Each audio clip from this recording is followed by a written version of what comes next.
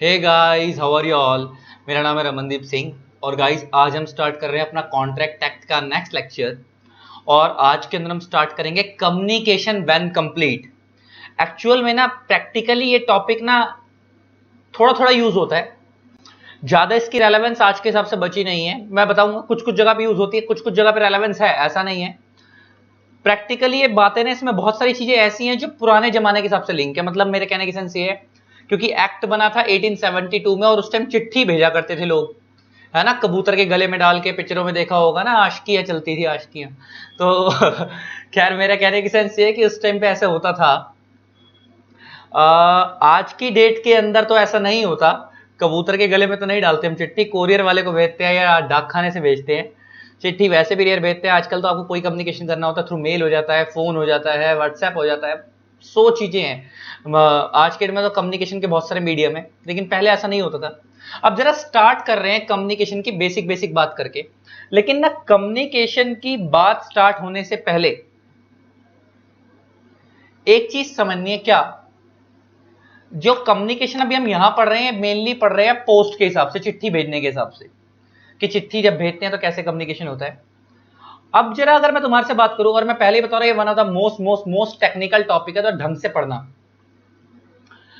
अगर मैं तुम्हारे से बात करूं तो सर पहले तो समझ लो कि पोस्ट जो होती है ना, पोस्ट जो हम चिट्ठी भेजते हैं, वो 3 तरीके की होती है। एक होती है ऑर्डिनरी पोस्ट,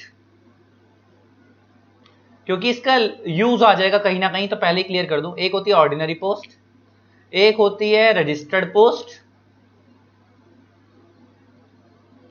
एक होती है स्पीड पोस्ट। जहां तक मेरे को लगता है आपने इसमें से एक दो तो सुनी ही होंगी। Ordinary post, registered post and speed post. क्या फर्क है तीनों में? पहले जरा बात कर लो इससे आपके ऊपर, आपसे इसके ऊपर। सर ऑर्डिनरी पोस्ट के अंदर क्या होता है कि डाकिया, जो डाक वॉच पोस्टमैन होता है, वो यहां से चिट्ठी लेके जाता है जिसके घर पे लेके जानी है। लेकिन वो चिट्ठी लेकर उसको उसके घर में कोई मिले या ना मिले, वो चिट्ठी नीचे डालकर आ जाएगा गेट के नीचे। कोई बंदा मिल गया तो ठीक, नहीं मिला तो नीचे डाल के आ जाएगा। उसको और कोई लेन देन नहीं होता है। सामने वाले ने चिट्ठी पढ़ी, उसको रिसीव हुई नहीं हुई, उसके घर में डाल के आ जाएगा। वो पढ़ता है पढ़े, नहीं पढ़ता ना पढ़े। तुमने देखा भी होगा कुछ लोगों के घर के बाहर ड्रॉप बॉक्स लगे होते हैं जिसमें लोग चिट्ठी डाल जाते हैं। तो ऑर्डिनरी पोस्ट वो होती है। उसमें ऑर्डिनरी पोस्ट में पोस्टमैन सामने वाले से रिसीविंग लेके नहीं आता। रजिस्टर्ड पोस्ट क्या होती है कि यहां से आपने चिट्ठी भेजी, सामने वाला चिट्ठी लेके जाएगा, जिसके पास वो चिट्ठी लेके गया सामने वाले से रिसीविंग लेके आएगा कि हाँ ये चिट्ठी उसने रिसीव कर ली है जिसके पास गई है। लेकिन ऑर्डिनरी में क्या था, वो उसके गेट के नीचे डालाएगा, जो उसको ड्रॉप बॉक्स दिखेगा वहां डालाएगा। वो रिसीविंग नहीं लेता, लेकिन रजिस्टर्ड पोस्ट में साइन करवा के आता है। फिर तीसरी होती है स्पीड पोस्ट। मैं कह सकता हूं कि speed post is a kind of registered post. ये है रजिस्टर्ड पोस्ट की तरह ही, बट ये थोड़ा फास्ट जाती है। ये थोड़ा फास्ट जाती है कि मान लो अगर एक जगह से दूसरी जगह पे जाने के लिए रजिस्टर्ड पोस्ट 5 दिन लेती है, तो स्पीड पोस्ट मान लो 2 दिन में पहुंचा देगी। लेकिन फर्क क्या है, स्पीड पोस्ट में भी साइन करवाने हैं, साइन करवाने हैं। मतलब एक चीज समझ आती है कि रजिस्टर्ड पोस्ट और स्पीड पोस्ट दोनों जगह पे साइन करवा के आ जाते हैं। लेकिन ऑर्डिनरी पोस्ट में सामने वाले से साइन नहीं करवाया तो रिसीविंग नहीं लेते। लेकिन यहाँ पे दोनों केसेस में रिसीविंग लेके आई जाती है। तो जरा फर्क समझ आ गया। ऑर्डिनरी और रजिस्टर्ड पोस्ट पहुंचती सेम टाइम पे है, बस इसमें रिसीविंग लेते हैं और इसमें रिसीविंग नहीं लेते। इसमें रिसीविंग लेके आते हैं, सामने वाले के बस रिसीव हो गई है। और स्पीड आपने देखा भी होगा, आपके घर में चिट्ठी वाला चिट्ठी लेके आता है, वो साइन करवा के लेके जाता है आपसे। कोरियर वाला भी आता है, तो कोरियर तो अलग चीज है। अगर चिट्ठी लेके आ रहा है, वो साइन करवा के लेके जा रहा है आपसे, तो इसका मतलब रजिस्टर्ड पोस्ट है। या स्पीड आई होगी तो स्पीड पोस्ट पे लिखा होता है उसके ऊपर कि स्पीड पोस्ट है, तो थोड़ा फास्ट आती है और इसमें भी साइन करवाते हैं, साइन करवाते हैं। तो इन दो जगह पे रिसीविंग लेते हैं, यहाँ पे रिसीविंग नहीं लेते। ये तो बात हो गई पहले वाली खत्म। ये तो मैंने समझा दी कि 3 तरीके की पोस्ट होती है। अब इस टॉपिक को समझेंगे। अब समझते हैं टॉपिक कहता क्या है ना। तो स्टार्ट करते गाइस अपना कम्युनिकेशन वाला टॉपिक। तो अब जो हम पढ़ रहे हैं कम्युनिकेशन व्हेन कंप्लीट सेक्शन 4। देखो, आपने सामने वाले को ऑफर दिया चिट्ठी के थ्रू, सामने वाला आपको एक्सेप्टेंस दे रहा है चिट्ठी के थ्रू। अभी हम मान के चल रहे हैं कि पहले वाला जमाना है, फोन वोन नहीं है उसके हिसाब से। तो आपका ऑफर का कम्युनिकेशन कब कंप्लीट माना जाएगा कि आपका ऑफर कंप्लीट हो गया, उसके पास पहुंच गया। और सामने वाले ने जो आपको एक्सेप्टेंस दी वो कब कंप्लीट मानी जाएगी, वो दोनों चीजें देखनी है। तो अब वो कहता है, पहले हम स्टार्ट कर रहे हैं कम्युनिकेशन ऑफ ऑफर से। तो कहता है द कम्युनिकेशन ऑफ, देखो 2 चीजें कॉन्ट्रैक्ट में, 2 चीजें होती हैं, एक ऑफर और एक्सेप्टेंस। तो वही चीजें देखने जा रहे हैं। पहला है communication of offer. The communication of an offer is complete when it comes to the knowledge of the person to whom it is made. ये लाइन बड़ी इंपॉर्टेंट है। Communication of an offer is complete when it comes to the knowledge of the person to whom it is made. अब इसके दो analysis समझते हैं, तुम्हारे paper में क्वेश्चन भी आएगा, फिर उसके ऊपर बात भी करेंगे। देखो, मान लो ए ने बी को ऑफर दिया, किस चीज का, कि मान लो वो अपनी कार बेचना चाहता है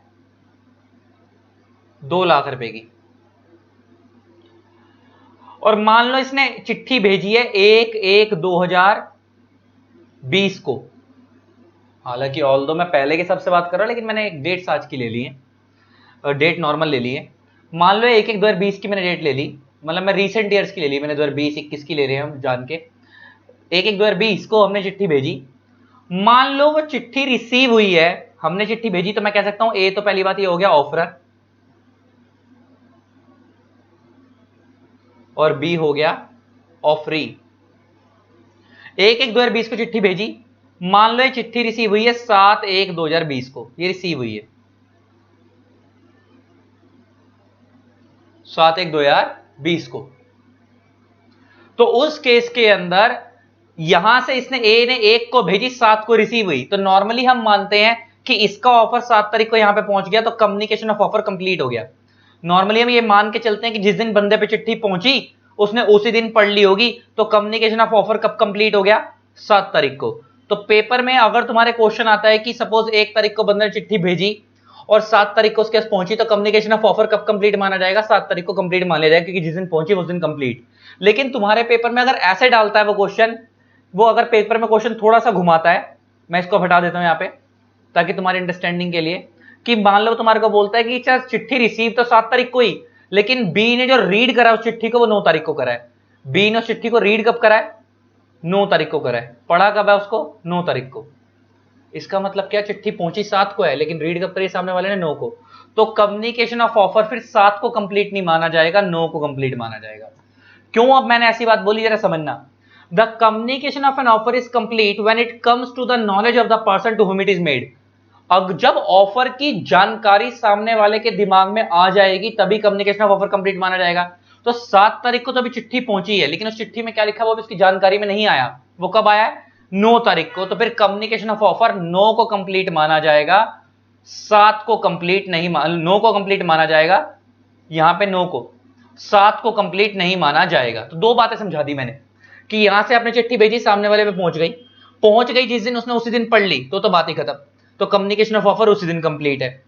तो और नॉर्मली हम प्रिजम्पशन यही लेते हैं, अगर तुम्हारे पेपर में ऐसा कुछ ना बताया गया हो ना कि भाई बताओ कम्युनिकेशन ऑफ ऑफर कब कंप्लीट है, उन्होंने ऐसा ना बताया हो, बाइफर्केशन ना की हो कि रीड करने की डेट ये है और पहुंचने की डेट ये है, तो आप मान लोगे कि जिस दिन पहुंची उसी दिन पढ़ ली। लेकिन अगर तुम्हारे को पेपर में वो अलग से बता रहे हैं कि रीड उसने इस तारीख को करी लेकिन पहुंची इस तारीख को थी, फिर कम्युनिकेशन ऑफ ऑफर रीड वाले दिन का माना जाएगा, रिसीव वाले दिन का नहीं माना जाएगा। तो फिर 9 का मानेंगे, 7 का नहीं मानेंगे। कम्युनिकेशन ऑफ ऑफर तो हो गया खत्म। अब नीचे बस इतना ही बता रहा है, एक्सेप्टेंस थोड़ा टेक्निकल है, कम्युनिकेशन ऑफ ऑफर तो खत्म भी हो गया। तो एक कॉन्ट्रैक्ट में 2 चीजें होती हैं, ऑफर और एक्सेप्टेंस, तो हमने ऑफर वाला कम्युनिकेशन ऑफ ऑफर कंप्लीट हो गया हमारा, एक कैटेगरी खत्म हो गई हमारी कम्युनिकेशन ऑफ ऑफर। ये सिंपल ही था। मेन थोड़ा सा एक्सेप्टेंस में कंफ्यूजन आती है, थोड़ी सी आती है बच्चों को, लेकिन वो भी नहीं आएगी आपको, ये मैं गारंटी दे रहा हूं। ये कम्युनिकेशन ऑफ ऑफर खत्म हो गया। और नीचे एक लाइन लिखी हुई है क्या, mere delivery of the letter will not make the communication of offer by post complete. वो कहता है आपने यहां से चिट्ठी भेज दी ऑफर की, मेयर मींस ओनली, खाली डिलीवरी कर दिया, पहुंची नहीं पहुंची, तो उससे कम ऑफर कंप्लीट नहीं माना जाएगा आपका, क्योंकि आपको पता है, अभी आपने देखा ऑफर कब कंप्लीट माना जाता है, जब सामने वाले की जानकारी में बात आ जाए। अगर आपने यहां से चिट्ठी भेजी, वो किसी रीजन से पहुंची ही नहीं, तो ऑफर कैसे कंप्लीट होएगा, क्योंकि सामने वाले की जानकारी में बात तो आई ही नहीं। तो सामने वाले की जब जानकारी में बात आएगी तभी ऑफर कंप्लीट होगा। तो नीचे बस इतना बता रहे हैं, तो बात इंप्लाइड है कि खाली चिट्ठी भेज देने से आपकी, अच्छा अब ये पता है किसके सेंस में बात हो रही है, ऑर्डिनरी पोस्ट के हिसाब से बात हो रही है, क्योंकि अगर रजिस्टर्ड पोस्ट होगी, स्पीड पोस्ट होगी, तो चिट्ठी रास्ते में खोएगी ही नहीं। अगर वो ऐसा होगा तो रिटर्न हो जाएगी, वापस आ जाएगी, क्योंकि रजिस्टर्ड पोस्ट, स्पीड पोस्ट में तो अगर बंदा नहीं मिला तो साइन होंगे नहीं, और साइन होंगे नहीं तो डाकिया वापस ले आएगा चिट्ठी को। लेकिन ऑर्डिनरी पोस्ट में वापस लेके आता ही नहीं है, वो तो नीचे गेट के डाल आता है। तो अगर इधर उधर खो गई तो फिर आपका कम्युनिकेशन ऑफ ऑफर कंप्लीट नहीं माना जाएगा। तो आपका क्या, और रजिस्टर्ड पोस्ट और ऑर्डिनरी पोस्ट, रजिस्टर्ड पोस्ट और स्पीड पोस्ट में तो खोने का कोई चक्कर ही नहीं होता, क्योंकि उसमें साइन करवा के आते हैं, आप पहले से साइन करवा कर ही भेजते हो। अब नीचे आता है, तो कम्युनिकेशन ऑफ ऑफर ये तो हो गया ये वाली बात ऑफर कंप्लीट कब होता है। अब आता है communication of acceptance. Communication of acceptance वो कहता है communication of acceptance is complete in two parts. Communication of acceptance दो तरीके से कंप्लीट होता है। कहता है पहला the communication of acceptance complete against the offeror. इधर अगेंस्ट का मतलब है के लिए, अगेंस्ट का मतलब क्या है के लिए, फॉर। इसको इधर अगेंस्ट का मतलब क्या है फॉर, जिसको हम बोलते हैं हिंदी में फॉर, हिंदी में बोलते हैं के लिए, है ना, के लिए, या हिंदी में जो लिखते हैं लिए इधर लिखते हैं, या जो भी है। मेरी थोड़ी सी हिंदी में थोड़ा हार्ड टाइट है, तो जो भी है तो आप समझ गए ना। इसको अगर हिंदी में अपनी इंग्लिश लैंग्वेज में लिखें तो के लिए, ऐसे समझ लो। तो इधर अगेंस्ट का मतलब क्या है के लिए, तो ऑफरर के लिए तो ऐसे पढ़ेंगे the communication of acceptance is complete against the offeror. आपका एक्सेप्टेंस ऑफरर के लिए कब कंप्लीट माना जाएगा, और नीचे communication of acceptance is complete against the offeree, और ऑफरी के लिए कब कंप्लीट माना जाएगा। दो सेंस में पढ़ना है। जरा समझाते हैं, स्टेप बाय स्टेप समझेंगे तो वर्ड बाय वर्ड। तो मैं इस पर एक्सेप्टेंस और ऑफर को कंबाइन करके समझा रहा हूं, जरा देखते चलना, डेट्स में कंफ्यूजन नहीं रखेंगे, देखते चलना। जैसे मान लो ए ने बी को ऑफर दिया है कि वो अपनी कार सेल करना चाहता है एट ₹2 लाख। ए ने बी को ऑफर दिया है कि वो अपनी कार सेल करना चाहता है एट ₹2 लाख। तो ए हो गया ऑफरर,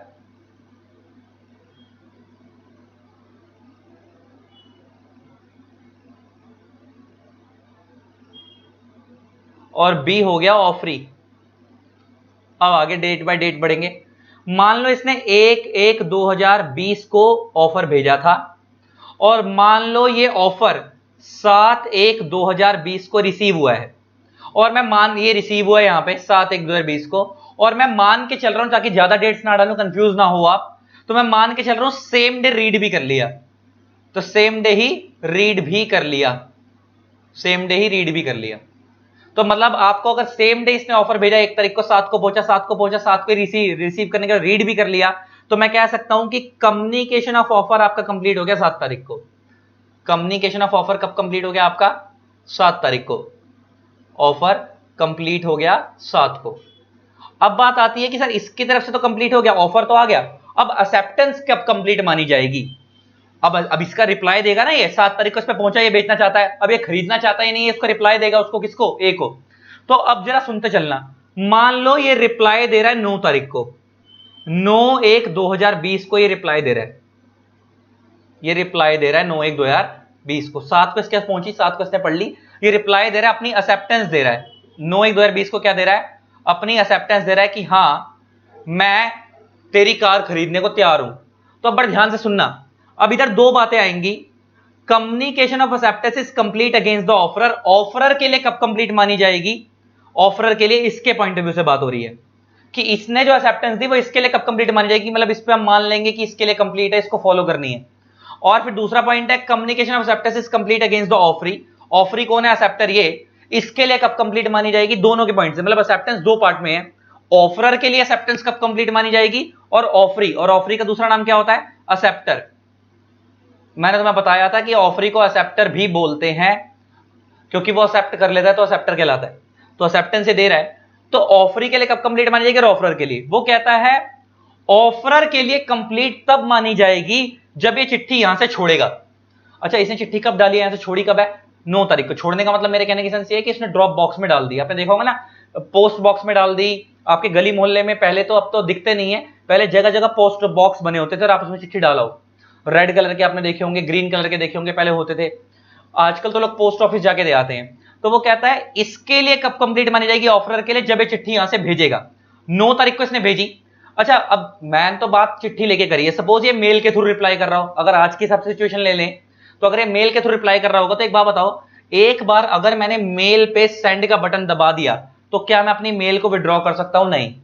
और सेम, अगर एक बार मैंने चिट्ठी पोस्ट बॉक्स में डाल दी तो क्या मैं उसको निकाल सकता हूं? नहीं। या एक बार मैंने चिट्ठी पोस्ट ऑफिस में सबमिट करा दी तो क्या मैं उससे वापस मांग सकता हूं? नहीं।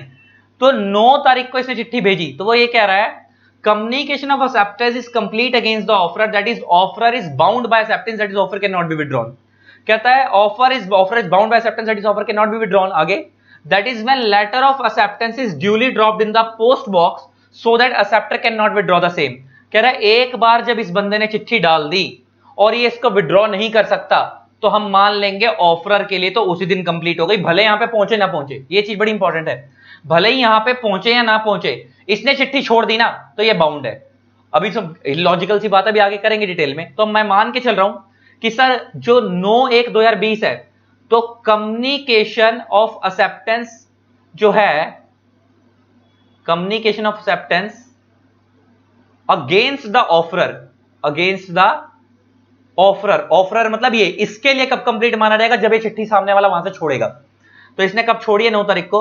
Acceptance that is communication acceptance complete against the offeror, complete against the offeror. तो इसने चिट्ठी कब छोड़ी है, 9 तारीख को छोड़ी है, यहां से 9 तारीख को इसने ड्रॉप बॉक्स में डाली है, तो इसके लिए तो तभी कंप्लीट हो गई। लेकिन इसके लिए कब कंप्लीट होगी, इसके लिए कब कंप्लीट होगी, कह रहा है जब चिट्ठी यहां पे पहुंचेगी। तो मान लो 9 से इसने चिट्ठी छोड़ी और यहां पे चिट्ठी पहुंची 14 तारीख को, 14/1/2020 को, तो इसके लिए कंप्लीट कब मानी जाएगी, 14/1/2020 को। तो कम्युनिकेशन ऑफ एक्सेप्टेंस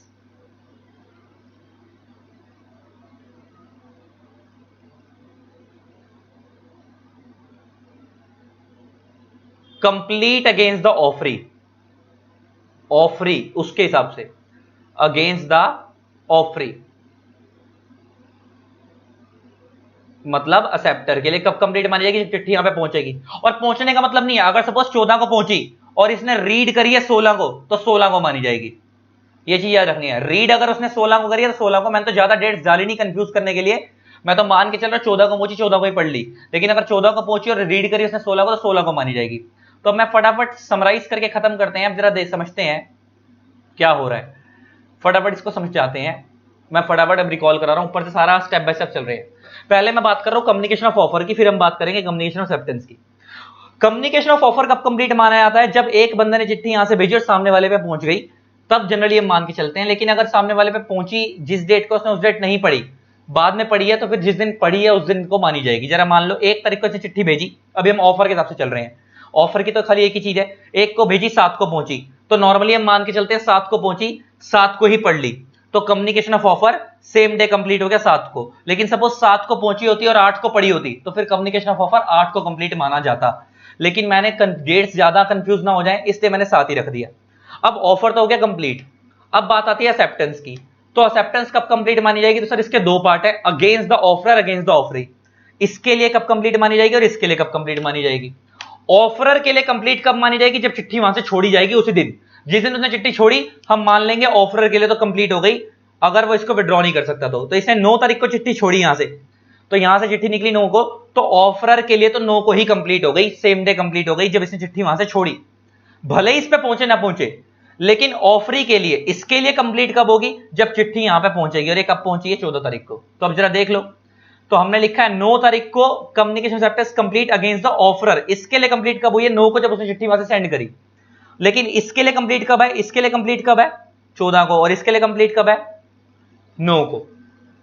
ये बात समझ आती है। अब तुम लॉजिकली समझो, देखो बेसिकली मेरा मानना तो यह है कि दोनों के लिए जब कंप्लीट होगी तभी मजा आएगा। इधर से इसने चिट्ठी भेज दी और उधर नहीं पहुंची, तो लॉ कहता है ऑफरर तो बाउंड है, क्योंकि ऑफरर के लिए तो हम कब कंप्लीट मान लेते हैं, जब उसने भेज दी एक्सेप्टेंस।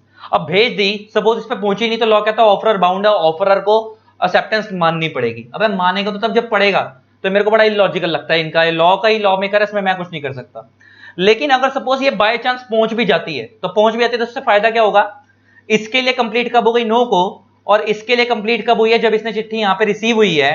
तो क्या हो गया, दोनों की बात कंप्लीट हो गई, ऑफरर के लिए भी एक्सेप्टेंस कंप्लीट हो गई 9 को, और ऑफरी के लिए कब कंप्लीट हो गई 14 को। अब दोनों की नजरों में बात आ चुकी है कि हाँ भी उस पर एक्सेप्टेंस पहुंच चुकी है, तभी मजा आएगा। तो ले देके फटाफट बात खत्म करें। तो अब कम्युनिकेशन ऑफ ऑफर और कम्युनिकेशन ऑफ एक्सेप्टेंस कब कंप्लीट माना जाता है, फटाफट खत्म करें। ऑफर कब कंप्लीट माना जाएगा, उसका एक ही पार्ट है, जब हमने चिट्ठी भेजी पहुंच गई, बात खत्म। तो अगर पहुंचने के 1 को भेजी 7 को पहुंची, 7 को कम्युनिकेशन ऑफ ऑफर कंप्लीट। अगर वो 8 को पढ़ता है तो फिर 8 को कंप्लीट मानी जाएगी, अदरवाइज हम प्रिजम्पशन ले लेते हैं कि 7 को ही कंप्लीट हो गई। अब बात आती है एक्सेप्टेंस की। तो उसके 2 पार्ट हैं, against the offeror, against the offeree. तो अगेंस्ट द ऑफरर इसके लिए कंप्लीट कब होगी, जब ये चिट्ठी यहां से भेजेगा। तो 9 को इसने भेजी, तो ये तभी कंप्लीट हो गई। लेकिन इसके लिए कंप्लीट कब होगी, जब चिट्ठी यहां पे रिसीव होगी 14 को। तो ये बाउंड कब होगा, एक्सेप्टर कब बाउंड होगा 14 को, लेकिन ऑफरर कब बाउंड होगा, जब चिट्ठी इसने भेज दी, भले ही यहां पे पहुंचे या ना पहुंचे। अब रीड करते देखो, communication of acceptance is complete against the offeror, communication of acceptance is complete against the offeror, that is offeror is bound by acceptance, that is offer can not be withdrawn. Offeror bound है, offeror bound है, offeror bound हो जाएगा, offer के not, अब offeror अपने offer को withdraw नहीं कर सकता। कब, जरा देखना, when acceptance is put in course of transmission, जब एक्सेप्टेंस यहां से छोड़ दी गई, कब छोड़ी है, 9 तारीख को, इन कोर्स ऑफ ट्रांसमिशन। आगे, so as to be out of the power of the offeree, offeree को नहीं है बी, तो इसकी पावर से बाहर हो गई। जब एक बार मैंने तुम्हें बताया, जब मैंने एक बार चिट्ठी ड्रॉप बॉक्स में डाल दी तो क्या मैं उसको वापस निकाल सकता हूं, नहीं। एक बार मैंने चिट्ठी पोस्ट ऑफिस में सबमिट करा दी, क्या मैं वापस ले सकता हूं, नहीं। क्या एक बार मैंने मेल पे सेंड का बटन दबा दिया तो क्या मैं वापस ले सकता हूं, नहीं। तो एक बार हमने कमिटमेंट कर दी तो वक्त में उसके बाद भी नहीं सुनता है, वो वाली बात मैं नहीं बोलने वाला। तो मैं ये बोल रहा हूं यहाँ पे कि अगर एक बार हमने चिट्ठी यहां से सबमिट, मतलब ऐसे छोड़ दिया, पोस्ट वगैरह ऑफिस में डाल दिया, पोस्ट बॉक्स में डाल दिया, तो ऑफरी की पावर से वो बाहर हो गई, ऑफरी की पावर से वो क्या हो गई, बाहर। अब ऑफरी इसको विड्रॉ नहीं कर सकता। एक बार उसने 9 तारीख को डाल दी तो हम मान लेंगे ऑफरर के लिए कंप्लीट हो गई, क्योंकि अब इसको ऑफरी विड्रॉ नहीं कर सकता। देख लो वही कह रहे हैं, देखो, that is when letter of acceptance is duly dropped in the post box so that acceptor can not withdraw the same. जब इसने 9 तारीख को डाला तो इसको एक्सेप्टर विड्रॉ तो कर नहीं सकता, तो हम मान लेंगे 9 तारीख को ही क्या हो गया, ऑफरर के लिए कम्युनिकेशन कंप्लीट हो गई। इसलिए मैंने क्रॉस बनाया है।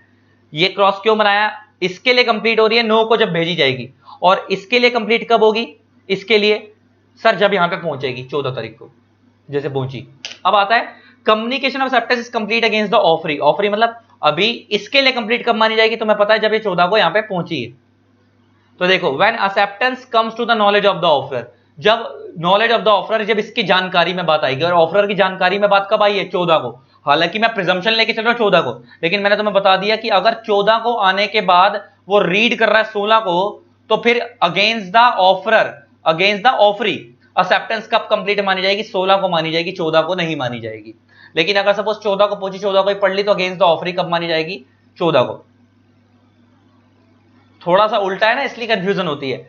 इसके लिए कंप्लीट कब मानी जाती है, ऑफरर के लिए जब ये भेजता है, और इसके लिए कंप्लीट कब मानी जाती है, ऑफरी के लिए जब ये चिट्ठी यहां पे पहुंचती है। इसलिए एरो ये बना दिया, ये यूं बना दिया। आगे, अब एग्जांपल देखो, सेम एग्जांपल चल रहा है, देखते चलना। ए एक प्रपोजर है, देखो, एंड बी एक एक्सेप्टर है। तो A proposer means offeror, proposer means that is offeror,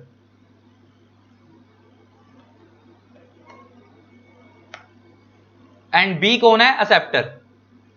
देखो, इफ बी एक्सेप्ट ए's proposal and send his acceptance by post on 14 March, देखो ध्यान से सुनना, ए एक ऑफरर है, बी एक एक्सेप्टर है, और ए ऑफर इधर से गया, ऑफर बी के पास गया, बी ऑफरी है। इफ बी एक्सेप्ट ए's proposal send acceptance by 14 March, इस वो कहता है बी ने एक्सेप्ट कर ली, ये इसको ऐसे बनाकर चल रहे हैं। इसमें क्योंकि ऑफर की बात नहीं कर रहा, खाली एक्सेप्टेंस के पॉइंट ऑफ व्यू से बात कर रहा है, तो मैं इसको ऐसे बना देता हूं, सेम सेम चलते हैं। ए ऑफरर, बी ऑफरी है या एक्सेप्टर कह लो, एक ही बात है। मैं पहले तो वही मान के चल रहा हूं, 1 तारीख को चिट्ठी भेजी, 19/2020 ले लो, ऑफर दिया, और बी के पास ये रिसीव हुआ है, मान लो वही 7/1/2020 को, और मैं मान के चलो सेम डे पढ़ लिया, तो कम्युनिकेशन ऑफ ऑफर कंप्लीट हो गया कब, 7 तारीख को कंप्लीट हो गया, 7 को ही। अब बात आती है इसकी एक्सेप्टेंस देने की, तो अब यहां से बात स्टार्ट हो रही है। कह रहा है अगर ए ने प्रपोजल को, इफ बी एक्सेप्ट ए's प्रपोजल, अगर बी उसके प्रपोजल को एक्सेप्ट कर रहा है, और and send his acceptance by post on 14 मार्च, और ये अभी यहां से रिप्लाई कब भेज रहा है, 14 मार्च को, मान के चल रहे हैं 14/3/2020 को ही रिप्लाई भेज रहा है। तो कहता है 14 मार्च को, आगे, द कम्युनिकेशन एक्सेप्टेंस, अच्छा इसने रिप्लाई भेजा तो ए के लिए तो उसी दिन कंप्लीट हो जाएगा जिस दिन वो चिट्ठी वहां से भेजेगा, तो वही बता रहा है, जरा देखो। तो कहता है the communication of acceptance as against A को नहीं है, इसके लिए कंप्लीट कब हो जाएगी, ऑन 14 मार्च। अब नीचे देखो बता रहा है on 14 March, that is when letter is posted. जब पोस्ट करोगे तो इसके लिए तो कंप्लीट हो गई, तो इसके लिए तो ये कंप्लीट हो गई कब, 14 मार्च को ही कंप्लीट हो गई ऑफरर के लिए एक्सेप्टेंस। तो कम्युनिकेशन ऑफ एक्सेप्टेंस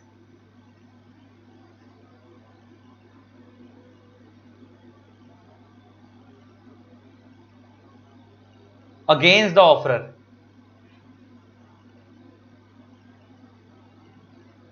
कंप्लीट हो गई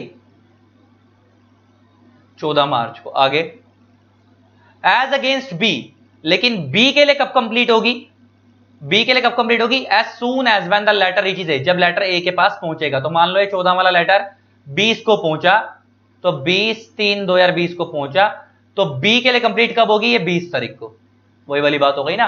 तो ए के लिए कंप्लीट, ऑफरर के लिए कब कंप्लीट होती है? चिट्ठी छोड़ दी जाती है। और ऑफरी के लिए कब कंप्लीट होती है? जब चिट्ठी वहां से पहुंचती है, जब चिट्ठी वहां पे पहुंचती है। ऑफरी के लिए तब कंप्लीट होती है। जरा नीचे देख लो। अब तो ये समझ आई गया तुम्हारे को, ज्यादा डिटेल में क्या जाना, बहुत डिटेल में समझा दिया। अब आगे देखो, तो कहता है here the proposer will be bound, यही चीज कह रहा है। प्रपोजर कौन है? ए। कह रहा है will be bound by his acceptance even if the letter of acceptance is lost in transit और डिलेड इन ट्रांजिट। कह रहा है प्रपोजर तो बाउंड है, ए तो बाउंड है, भले ही लेटर रास्ते में खो जाए, भले ही लेटर रास्ते में खो भी जाए। जिस दिन इसने चिट्ठी छोड़ी 14 को, ए बाउंड है। लेकिन बी कब बाउंड होगा? जब चिट्ठी यहां पे पहुंचेगी ए के पास। तो अब देखो आगे, the golden rule is proposer becomes bound by the contract the moment acceptor has posted the letter. कह रहा है गोल्डन रूल ये है, प्रपोजर मतलब ऑफरर तो उसी टाइम बाउंड हो जाता है जब एक्सेप्टर वहां से लेटर भेजता है, पोस्ट करता है। लेकिन कहता है but it is necessary that the letter is correctly address, adequately stamp and duly posted. ये बात समझ आती है ना। मगर कह रहा है ये जरूरी है कि आपने प्रॉपर एड्रेस मेंशन करा, उसके ऊपर एडिक्वेटली स्टैम्प मींस आपको पता होगा चिट्ठी के ऊपर स्टैंप लगती है, 2 रुपए वाली, 5 रुपए वाली, जो स्टेट में जाने के लिए जितनी भी स्टैंप लग रही थी आपने प्रॉपर स्टैंप लगाई है और ढंग से उसे पोस्ट करा है। तो अगर आपने सारी कंडीशन पूरी करी है तो कहता है in such an event the letter of lost in transit, wrong delivery, non delivery will not affect the validity of the contract. कह रहा है अगर आपने 3 कंडीशन पूरी करी है, एड्रेस प्रॉपर डाला है, स्टैंप ड्यूटी प्रॉपर पे करी है, ढंग से उसको डाला है, तो कहता है उसके बाद भी अगर नहीं पहुंचा तो हमें कोई मतलब नहीं है। कहता है अगर उसके बाद भी ए पे नहीं पहुंचा तो हमें कोई मतलब नहीं है, ए तो तभी से बाउंड हो जाएगा जब चिट्ठी यहां से भेजी जाएगी। मगर मेरे को लॉजिकली एक बात नहीं समझ आई कि ये बाउंड होगा कैसे प्रैक्टिकली। अगर मैं सोचूं उस टाइम के हिसाब से आज के टाइम में तो कॉल कर दी जाती है, पहले जब कॉल नहीं होती तो मेरे को लॉजिकली समझ नहीं आई कि इस टाइम लॉ बनाया लॉ मेकर्स ने कि वो बाउंड कैसे होगा जब चिट्ठी तुम्हारी पहुंची नहीं तो उसको सपने आ रहे हैं कि सामने वाले ने रिप्लाई दिया नहीं दिया, और फोन होता नहीं है कि सामने वाला फोन करके बता दे। तो ठीक है, ये पहले के हिसाब से तुम्हें तो पेपर में ये लिख के आना, तो मैं कुछ कर नहीं सकता, पेपर में ऐसे ही लिख के आओगे। तो कहता है बेसिकली नॉर्मली दोनों बाउंड मेरे हिसाब से कॉमन सेंस से लॉजिकली तो बाउंड सिर्फ कब होंगे? दोनों जब इधर से पहुंची जाएगी तो इधर से निकलेगी तो ऑफरर बाउंड, और इधर से जब पहुंच जाएगी तो ऑफरी बाउंड। दो पहुंचनी जरूरी है, पहुंचेगी तभी दोनों बाउंड होंगे, वरना एक बाउंड हो रहा है दूसरा नहीं हो रहा तो बेकार है, कॉन्ट्रैक्ट तो बेकार ही रह गया। नीचे क्या बोलता है? However from the view point of the acceptor, देखो कहता है from the view point of acceptor, acceptor कौन है? बी। बी कब बाउंड होगा? He will be bound by his acceptance only when the letter reach to the proposer. B तो सिर्फ तब बाउंड होगा जब चिट्ठी पहुंचेगी, 20 तारीख को पहुंची तो 20 को बाउंड होगा। तो कहता है so it is crucial in this case the letter reaches the proposer. तो कह रहा है क्रूशियल ये है कि लेटर पहुंचना तो चाहिए, क्योंकि ऐसा ना हो कि लेटर यहां नहीं पहुंचा, तो अगर लेटर यहां नहीं पहुंचेगा तो ये तो बाउंड होगा नहीं, लेकिन वहां से तो निकल चुका है तो ये तो बाउंड हो जाएगा। तो ऐसा ना हो एक बाउंड हो जाए और दूसरा बाउंड ना हो, एक को फॉलो करना पड़े दूसरे को ना, दोनों को ही फॉलो करना चाहिए।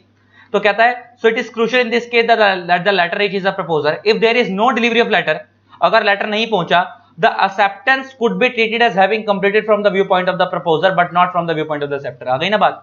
कहता है अगर चिट्ठी नहीं पहुंची तो ऑफरर के पॉइंट ऑफ व्यू से कंप्लीट हो जाएगी एक्सेप्टेंस, क्यों? क्योंकि वहां से निकल तो चुकी है। लेकिन एक्सेप्टर के पॉइंट ऑफ व्यू से कंप्लीट नहीं होगी, क्यों? क्योंकि यहां पे पहुंची नहीं, क्योंकि यहां पे पहुंची नहीं। So of course this will give rise to an awkward situation of only one party to the contract being treated as bound by the contract, though no one would be sure as to where the letter of acceptance had gone। तो कहता है ये बड़ी awkward situation हो जाएगी कि एक party bound है दूसरी बाउंड नहीं है, और दोनों में से किसी को भी नहीं पता आखिर चिट्ठी गई कहां, आखिर चिट्ठी गई कहां। तो इसलिए मैंने इसको बोल्ड करा। तो प्रैक्टिकली ये चीज फॉलो ही नहीं होगी लॉजिकली। अगर एक के पास पहुंची नहीं चिट्ठी तो कोई भी उसको फॉलो नहीं करेगा। तो लॉजिकली प्रैक्टिकल लाइफ में तो यही होगा कि जब इधर से चिट्ठी पहुंची तो आप पे पहुंचनी जरूरी है, आप पे पहुंचनी जरूरी है, तो तभी दोनों बाउंड होंगे, वरना नहीं होंगे। तो अब आपको बात समझ आ गई, मेरे को बताने की जरूरत नहीं है। अब फटाफट इसको देख लो। तो अब ऑफर और एक्सेप्टेंस को लास्ट टाइम समाप्त कर रहा हूं, बस इसके बाद ये वाला टॉपिक खत्म हो जाएगा, फिर रेवोकेशन की बात होगी, आगे देखते हैं। एक को चिट्ठी भेजी ऑफर देने वाली, 7 को पहुंची ऑफरी के पास, तो कम्युनिकेशन ऑफ ऑफर कब कंप्लीट हो गया? 7 को।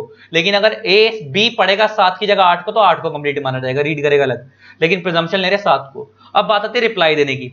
तो अगर 7 तारीख का रिप्लाई वो 14 मार्च को कर रहा है, तो ऑफरर बाउंड कब हो जाएगा एक्सेप्टेंस के लिए? उसने 14 मार्च को रिप्लाई भेजा, 14 तारीख को ही, जब उसने चिट्ठी वहां से पोस्ट करी। लेकिन एक्सेप्टर कब बाउंड होगा? जब चिट्ठी यहां पे पहुंचेगी 20 को। और खाली पहुंचने पे बात खत्म नहीं हो रही, अगर 20 को पहुंचने के बाद वो 22 को पढ़ रहा है तो फिर 22 को कंप्लीट मानी जाएगी, 20 को नहीं। तो ये टॉपिक हमारा खत्म हो गया। अब हम आगे आएंगे रेवोकेशन पे, लेकिन ये कम्युनिकेशन वाला टॉपिक बड़ा इंपॉर्टेंट था। रेवोकेशन वाला तो अब हो ही जाएगा, ये टॉपिक इंपॉर्टेंट था। तो अब ये समझ आ गया, तो रेवोकेशन तो इसी का बच्चा है, वो अब समझ आ जाएगा, देखते हैं। तो गाइस अब हम अपना नेक्स्ट टॉपिक कर रहे हैं रेवोकेशन। और रेवोकेशन का मतलब क्या होता है? कैंसलेशन। Revocation means cancellation. ये क्या चीज है? आपने ऑफर दे दिया और आप अपने ऑफर को रिवोक करना चाहते हो, मतलब कैंसिल करना चाहते हो। सपोज आपने पहले ऑफर दे दिया, आप एक चीज बेचना चाहते हो, सामने वाले को ऑफर रिसीव भी हो गया, लेकिन अब आप अपने ऑफर को कैंसिल करना चाहते हो, तो कब कर सकते हो उसके बारे में बात कर रहा है। सेम, आपने ऑफर दे दिया, सामने वाले ने एक्सेप्टेंस दे दी, लेकिन वो एक्सेप्टेंस अभी उसने दे तो दी, लेकिन अब वो उसे कैंसिल करना चाहता है, तो वो कब कैंसिल कर सकता है? इन दोनों चीजों के बारे में पढ़ेंगे। तो अब यही देखना है कि ऑफर कब रिवोक हो सकता है और एक्सेप्टेंस कब रिवोक हो सकती है। तो अब जरा देखो, तो रेवोकेशन का मतलब क्या है? Revocation means cancellation.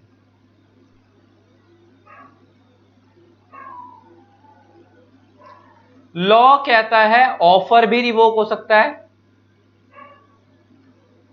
और एक्सेप्टेंस भी रिवोक हो सकती है, दोनों ही रिवोक हो सकते हैं, लेकिन कब करोगे वो टाइम पीरियड बहुत इंपॉर्टेंट है।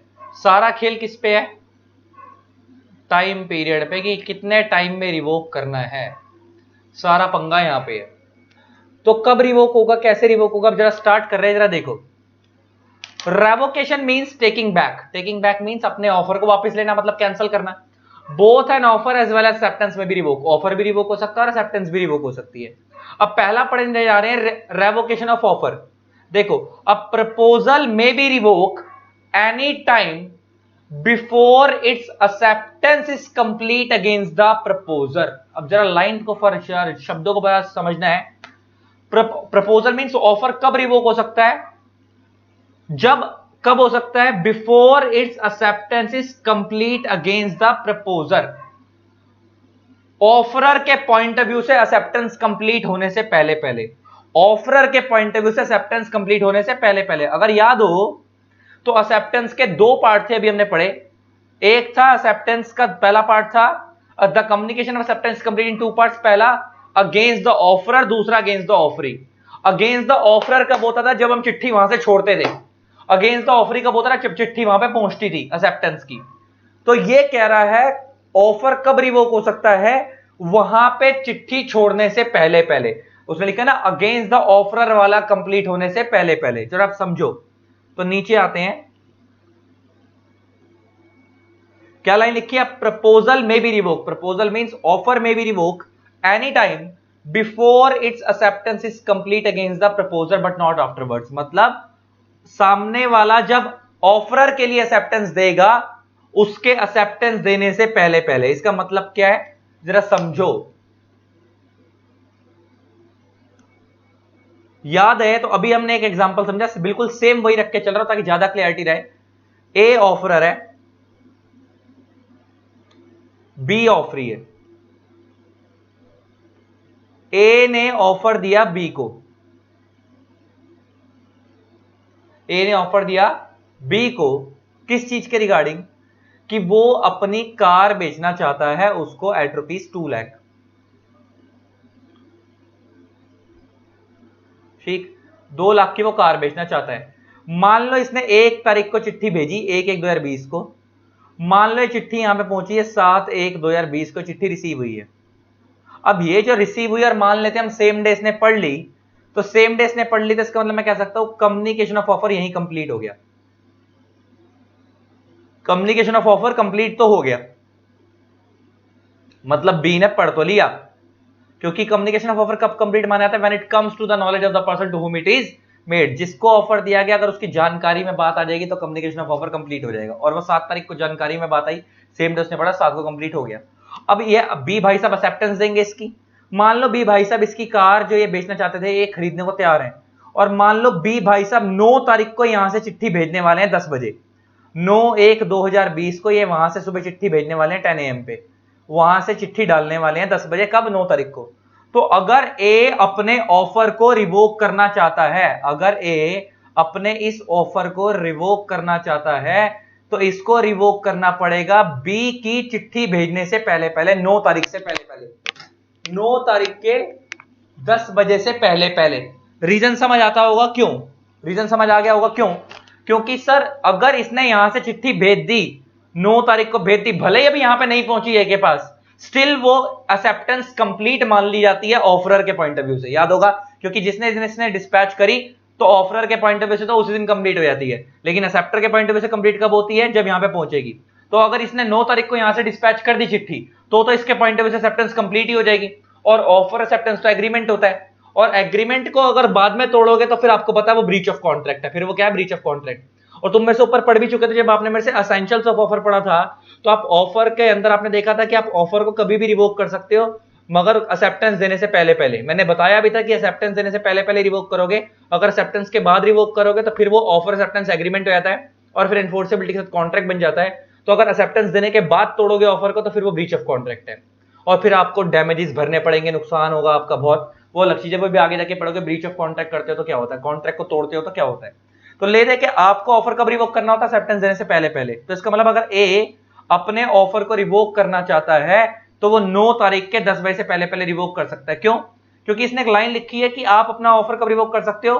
Before its acceptance is complete against the proposer.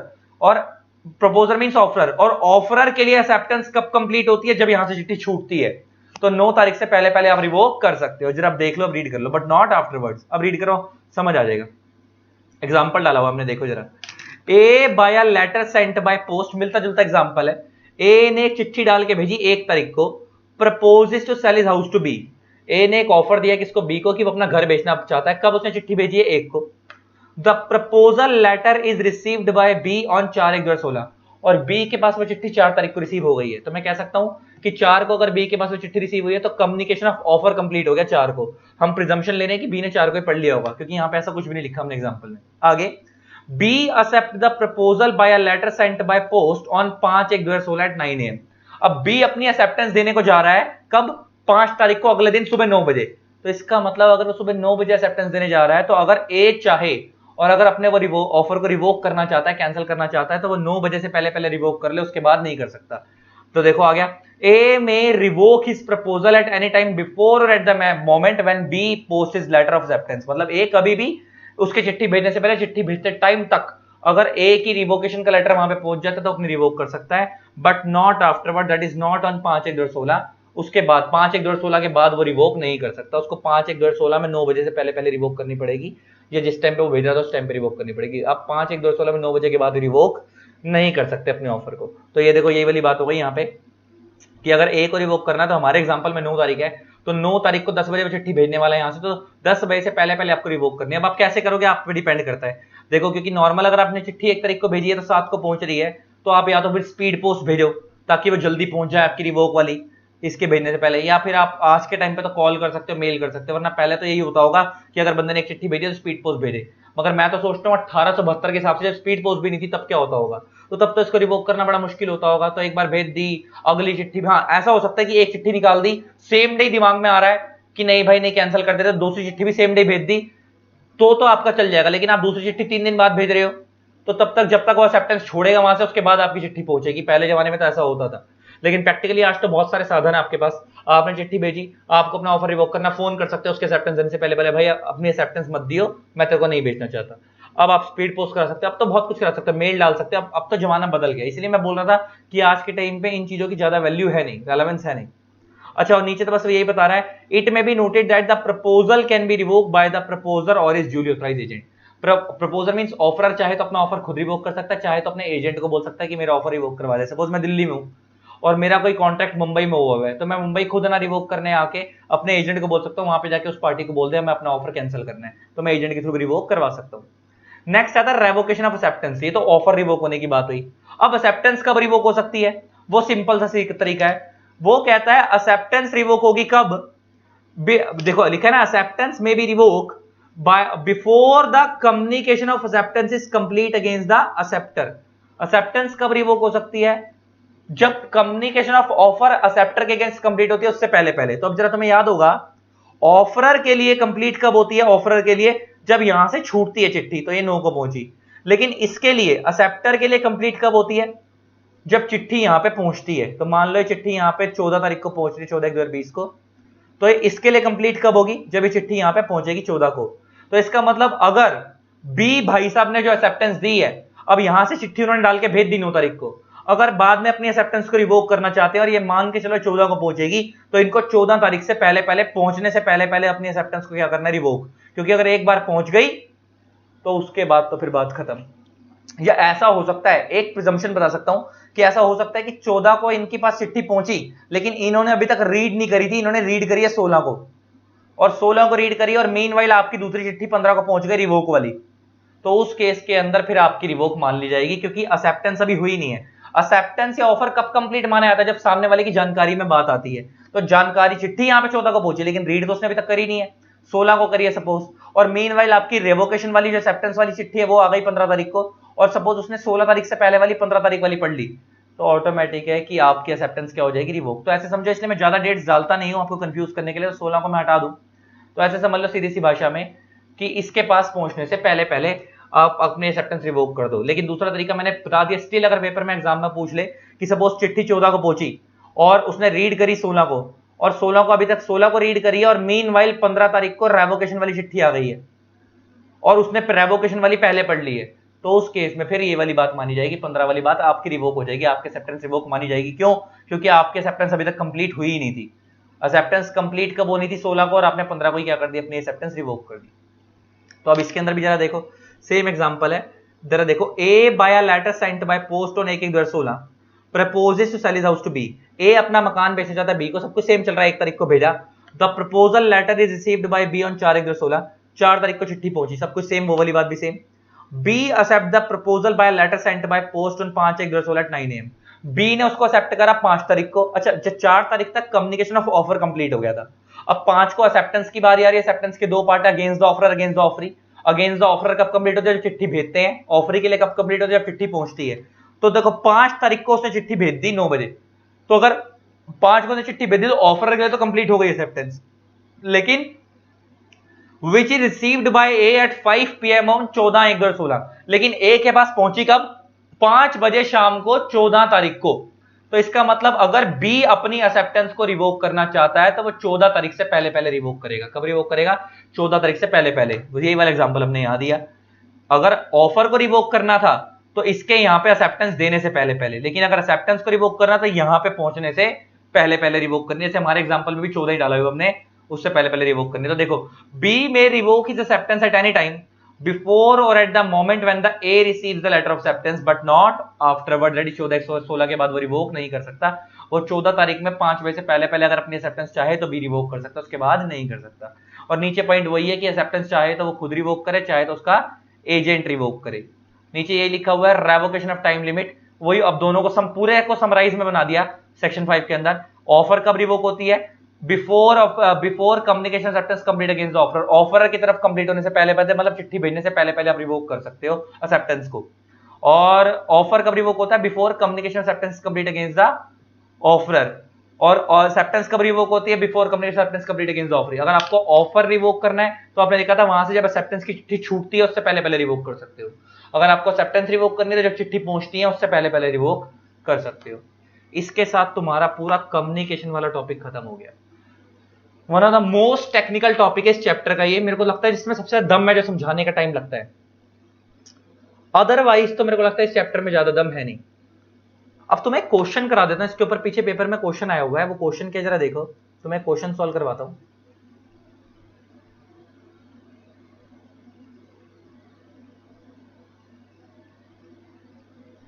Question question question ये रहा क्वेश्चन। ये है, देखो question 10। Mister Menon offered on 1 December 2012 to sell his house to mister Paulson at INR 35 lakh rupees. Menon अपना मकान बेचना चाह रहा है। मैनन ने ऑफर दिया अपना मकान बेचने के लिए 1 दिसंबर 2012 को to sell his house to mister Paulson at INR 35 lakh rupees. कितने पे? 35 लाख रुपए में बेचना चाहता है। 1 तारीख को उसने ऑफर दिया। Mister Paulson accepted by email on 2 December 2008 to 2 December at 8 AM। देखो मैनन ने ऑफर दिया, मैं यहां पे बना देता हूं,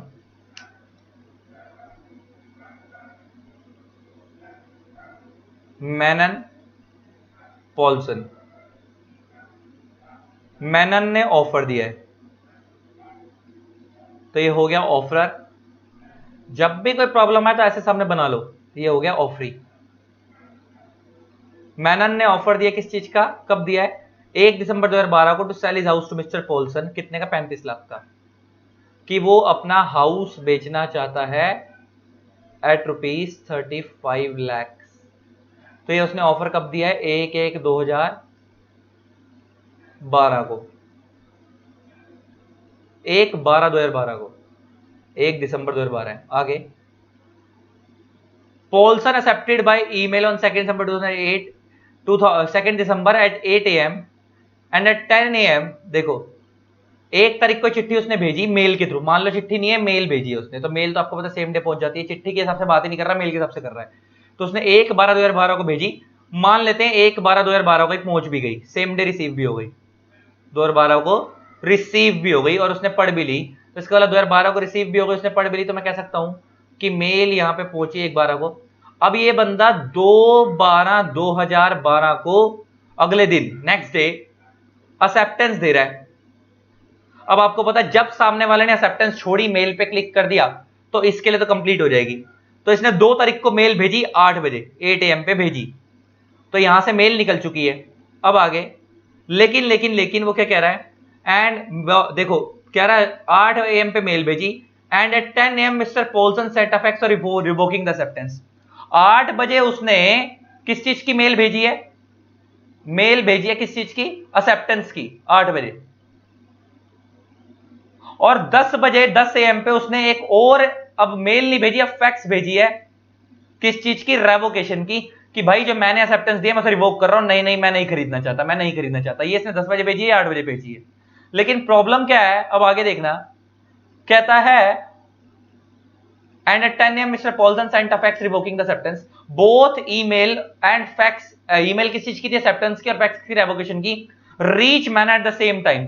और ये दोनों ही मेल और फैक्स दोनों इसके पास सेम टाइम पे पहुंची हैं, दोनों सेम टाइम पे पहुंची हैं, दोनों की दोनों क्या पहुंची हैं, सेम टाइम पे पहुंची हैं इसके पास, मैनन के पास। तो कहता है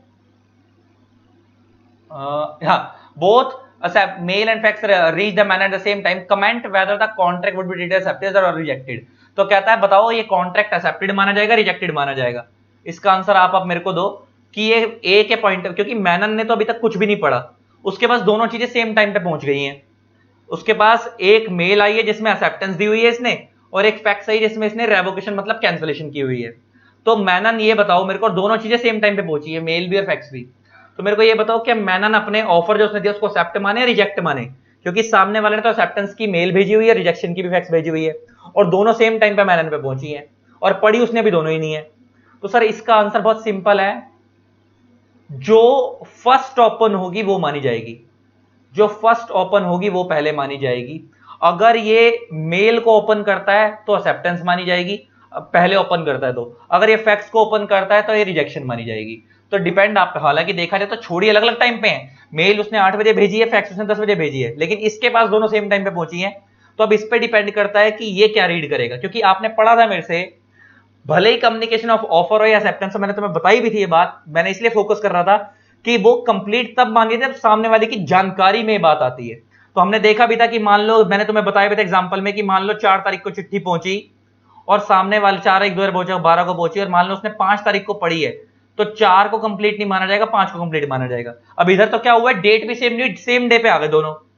तो अब इसमें फिर आप ये देखो कि जानकारी में बात पहले कौन सी आ रही है, लिखा है when it comes to the, तुमने पढ़ा था ना कम्युनिकेशन ऑफ ऑफर कब कंप्लीट होता है, when it comes to the knowledge of the person to whom it is made. Same acceptance में पढ़ा था when it comes to the knowledge of the person to whom it is made. तो जानकारी में जो पहले बात आएगी वो मानी जाएगी। तो अगर ये मेल पहले ओपन करेगा तो एक्सेप्टेंस मानी जाएगी, अगर ये फैक्स पहले ओपन करेगा तो रिजेक्शन मानी जाएगी। ये इसका आंसर है। और ये मैंने जान के इसका आंसर इसमें नहीं डाला, मैंने बहुत सारे आंसर डाले हुए हैं, लेकिन इस क्वेश्चन का आंसर नहीं डाला ताकि तुम्हारा दिमाग चले थोड़ा सा। इसके साथ तुम्हारा कम्युनिकेशन वाला टॉपिक पूरा खत्म हो गया, कम्युनिकेशन वाला टॉपिक तुम्हारा पूरा खत्म हो गया। अब जो तुम्हारा टॉपिक आ रहा है वो आ रहा है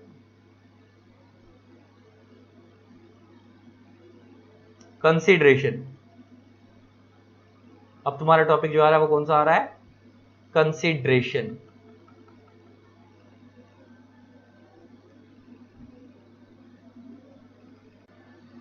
गाइस हम अपना नेक्स्ट टॉपिक कर रहे हैं, दैट इज कंसीडरेशन। अगर गाइस सीधी सी भाषा में बताऊं तो आप लोगों को मैं बता ही चुका हूं, कंसीडरेशन का मतलब होता है समथिंग इन रिटर्न, बदले में कुछ आना। मैंने किसी को पैसे दिए, बदले में उसने मेरे को चॉकलेट दी, तो मेरे लिए कंसीडरेशन चॉकलेट थी, उसके लिए कंसीडरेशन पैसे थे, that is consideration. And it must be lawful, आपने मेरे से पढ़ा था लॉफुल कंसीडरेशन। पता है हो क्या रहा है तुम लोग? अब समझो, जो हमने वो पढ़े थे ना स्टार्टिंग में कि ऑफर प्लस एक्सेप्टेंस एग्रीमेंट होता है, प्लस एग्रीमेंट प्लस एनफोर्सेबिलिटी जो होती है वो कॉन्ट्रैक्ट बनता है। तो हमने उन्हीं टॉपिक्स, अब उन्हीं चीजों के ऊपर टॉपिक बने हुए हैं। जैसे हमने ऑफर पूरा कंप्लीट कर लिया, एक्सेप्टेंस पूरा कंप्लीट कर लिया एक्सेप्टेंस के बारे में। अब हम एनफोर्सेबिलिटी की जो 6 कंडीशन थी, competent parties, free consent, lawful object, lawful consideration, not declarative avoid and legal relation, सब उन्हीं के बारे में डिटेल में पढ़ेंगे। तो अब उसका पहला टॉपिक जो कंसीडरेशन वाला, जो उसमें थर्ड या सेकंड पॉइंट था, अब उसके बारे में पढ़ रहे हैं। फिर थोड़ा सा आगे जाओगे तो तुम्हें कंपीटेंट पार्टीज वाला मिलेगा, थोड़ा सा आगे जाओगे फ्री कंसेंट वाला मिलेगा, मतलब उन्हीं के बारे में अब डिटेल में पढ़ेंगे। तो कंसीडरेशन क्या है? वो कहता है an agreement without consideration is a bare promise and not binding upon the parties. कह रहा है एक एग्रीमेंट जिसमें कंसीडरेशन नहीं है वो खाली एक बेयर प्रॉमिस मींस खाली वादा है, और वो बाइंडिंग नहीं है क्योंकि वो कॉन्ट्रैक्ट नहीं बनेगा। Consideration is quid pro quo. Quid pro quo एक लैटिन वर्ड है which means something in return, बदले में कुछ आना। Consideration may be described as something accepted or agreed upon as return or equivalent for the promise made. ये line बड़ी important है। कहता है कंसीडरेशन क्या है? समथिंग एक्सेप्टेड, या तो आपने कोई चीज ले ली है, और एग्रीड अपॉन, ली नहीं है फ्यूचर में लोगे, एग्रीमेंट कर लिया है कि फ्यूचर में लोगे। एग्रीड अपॉन का मतलब है फ्यूचर में लोगे। जैसे एग्जांपल, मैंने सामने वाले को पैसे दिए और उससे बदले में कोक की बोतल ले आया, समथिंग एक्सेप्टेड, ये भी कंसीडरेशन है। केस 2, मैंने सामने वाले को पैसे दिए, मैंने कहा केक बना दियो, शाम को आके लूंगा या कल आके लूंगा, केक बना दियो। तो केक वो जो कल मेरे को बनाकर देगा, agreed upon. Agreed upon as return means पैसे ले लिए मगर उसने एग्रीमेंट कर लिया कि मेरे को कल वो केक बनाकर दे देगा। एक तो कंसीडरेशन कह रहा है या तो आपने ले ली है एक्चुअल में, या एग्रीमेंट कर लिया कि लोगे, और equivalent for the promise made. ये लाइन बड़ी इंपॉर्टेंट है कि कई बार कंसीडरेशन खाली कोई मॉनेटरी चीज या पैसा ही नहीं होती, या कोई चीज नहीं होती, मतलब टेंजिबल थिंग नहीं होती। कई बार कंसीडरेशन प्रॉमिस भी होता है, कई बार कंसीडरेशन प्रॉमिस भी होता है। इसका बेस्ट एग्जांपल है मैरिज। अच्छा एक बात बताओ, तुमने 6 कंडीशन देखी, सर एग्रीमेंट प्लस एनफोर्सेबिलिटी होती है तब कॉन्ट्रैक्ट बनता है। जरा एक चीज देखो, मैंने एक लड़की को ऑफर दिया कि मेरे से शादी करोगी, उसने कहा ठीक है मैं करूंगी, तो मेरी तरफ से ऑफर, उसकी तरफ से एक्सेप्टेंस, एग्रीमेंट हो गया। अब 6 कंडीशन चेक करना, क्या मैं कंपीटेंट पार्टी हूं? यस। क्या वो कंपीटेंट पार्टी है? यस। तो अभी तो यही देखना है कंपीटेंट पार्टी में हमें क्या देखना है, वो माइनर तो नहीं है, वो अनसॉन माइंड तो नहीं है, वो डिस्क्वालीफाइड बाय लॉ तो नहीं है। सेम मेरे लिए, तो हम ऐसा नहीं है, पहली पॉइंट हो गया। सेकंड, फ्री कंसेंट, क्या उसके ऊपर या मेरे ऊपर किसी ने कोई शादी का दबाव तो नहीं डाला? नहीं, सेकंड कंडीशन पूरी हो गई। थर्ड, लॉफुल ऑब्जेक्ट, इंडिया में शादी करना लॉफुल है। फोर्थ आता है लॉफुल कंसीडरेशन। अब ये लॉफुल कंसीडरेशन शब्द बड़ा इंपॉर्टेंट है। शादी में कंसीडरेशन क्या है बेटा? उस दहेज को मत गिन लेना कंसीडरेशन की, हम इधर से लड़की वालों को लेके लड़की को लेके आ रहे हैं, उधर से बदले मार को जो गिफ्ट दे रही है, दैट इज कंसीडरेशन। नहीं जी नहीं, वो तो दहेज है, डॉरी अंदर कर देगा वो उठा के आपको, उसको कंसीडरेशन मत गिन लेना। इधर कंसीडरेशन क्या है? आपकी तरफ से प्रॉमिस की मैं सारी जिंदगी साथ निभाऊंगा, और उसकी तरफ से प्रॉमिस की वो भी आपके साथ हमेशा रहेगी। वो प्रॉमिस क्या है? कंसीडरेशन। एक दूसरे के लिए प्रॉमिस, प्रॉमिस क्या है? कंसीडरेशन। तो वहां पे कंसीडरेशन कोई मॉनेटरी चीज नहीं है, वहां पे प्रॉमिस ही क्या है? कंसीडरेशन। तो बहुत रेयर केसेस में होता है ऐसा, लेकिन तुम एक चीज समझ आ गई कि sometimes promise is equal to consideration, promise भी कंसीडरेशन माना जाता है। अब आता है, लेकिन मेनली जब हम पूरे एक्ट में पढ़ेंगे तो मेनली हमारा मेन फोकस यही होगा, कंसीडरेशन मीन समथिंग टेंजिबल, और we can say in the form of money. अब आता है essentials of valid consideration. Essentials of valid consideration, ये पेपर में बड़ा इंपॉर्टेंट है। इसमें कई बार पेपर में केस भी बन जाते हैं इसमें से किसी एक पॉइंट को पकड़ के, और कई बार वो सीधा स्ट्रेट फॉरवर्ड क्वेश्चन भी पूछ लेता है, what are the essentials of valid consideration. जरा देखते हैं। पहला, consideration must move at the desire of the promisor. Consideration सामने वाले की इच्छा पे जाएगी। अब जरा इसके ऊपर एक एग्जांपल है, इसका एग्जांपल देखते हैं क्या हुआ, मेरे को फिर बताना, ध्यान से सुनना, बताना। देखो ए है, ए का एक सन है, एक बच्चा है, वो लॉस्ट हो गया, इसका बच्चा खो गया, तो ए बड़े दुख में है, इसका बच्चा खो गया। बी जो है वो उसका नेबर है, ए का नेबर है, उसका पड़ोसी है, और उसको पता लगा हो मेरे पड़ोसी का बच्चा खो गया। अब इस भाई को बहुत दुख है कि मेरे पड़ोसी का बच्चा खो गया, तो ये बंदा बिना ए के कहे वॉलंटरली अपनी इच्छा से ए का बच्चा ढूंढने चला गया, वॉलंटरली अपनी इच्छा से ए का बच्चा ढूंढने चला गया, बी अपनी इच्छा से, ए ने उसको नहीं बोला था। अब बी तो इधर से क्या हुआ है, मीनवाइल इसके जाने के बाद ए ने एक अनाउंसमेंट करी, ए ने क्या करी, एक अनाउंसमेंट करी कि जो भी मेरे बच्चे को ढूंढ के लाएगा उसको 1 लाख रुपए का इनाम है, 1 लाख रुपए का मैं रिवॉर्ड दूंगा जो भी मेरे बच्चे को ढूंढ के लाएगा। और ए ने वादा करा कितने का, 1 लाख रुपए का। तो मैं कह सकता हूं ए यहां पे प्रोमिजर है। प्रोमिजर क्यों है, क्योंकि एक वादा कर रहा है कि जो भी मेरे बच्चे को ढूंढ के लाएगा मैं उसको 1 लाख रुपए का इनाम दूंगा। फॉर्चुनेटली बाय चांस ए को फॉर्चुनेटली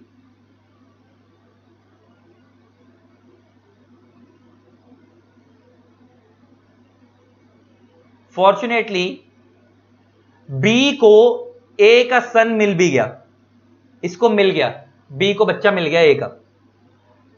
अब मेरा एक क्वेश्चन है, क्या ए ने बी को बोला था तो मेरे बच्चे को ढूंढ के ला, पहला क्वेश्चन है। दूसरी बात, क्या जब बी बच्चे को ढूंढने गया था तो बी की नजरों में कोई ऐसी बात थी कि भाई जो भी इसके बच्चे को ढूंढ के लाएगा उसे 1 लाख का इनाम है, या उससे पहले ही चला गया था, उस अनाउंसमेंट आने से पहले ही वो चला गया था? तो मेरा एक क्वेश्चन है कि मान लो बी ए का बच्चा ढूंढ लाया, अगर ए अपनी इच्छा से दे रहा है इसको 1 लाख रुपए तो बहुत बड़ी बात है, बहुत बढ़िया बात है। लेकिन बाय चांस ए मना कर देता है इसको 1 लाख रुपए देने से, तो क्या बी ए के ऊपर केस कर सकता है? अगर बाय चांस ए मना कर दे कि भाई मैं तो तेरे को पैसे नहीं दे रहा, बी को मना कर दे कि मैं तेरे को 1 लाख रुपए नहीं दे रहा, तू मेरे कहने पे थोड़ी गया, तो अपनी इच्छा से गया है, और जिस टाइम तू गया है मैंने उस टाइम पे ऐसी कोई अनाउंसमेंट की भी नहीं थी, मतलब मेरा जो ऑफर था वो तेरे को मैंने दिया भी नहीं था, मैंने कोई इन्विटेशन कोई ऑफर तो तेरे साथ कम्युनिकेट किया ही नहीं था, तो अपनी इच्छा से गया है। तो क्या बी ए को फोर्स कर सकता है कि भाई मेरे को मेरे 1 लाख रुपए दे? बताओ बताओ बताओ, सोचो। है 1 मिनट का टाइम, 1 मिनट का टाइम नहीं, 30 सेकंड का टाइम दे रहा हूं, सोचो। क्या बी ए को बोल सकता है या नहीं कि मेरे को 1 लाख रुपए चाहिए?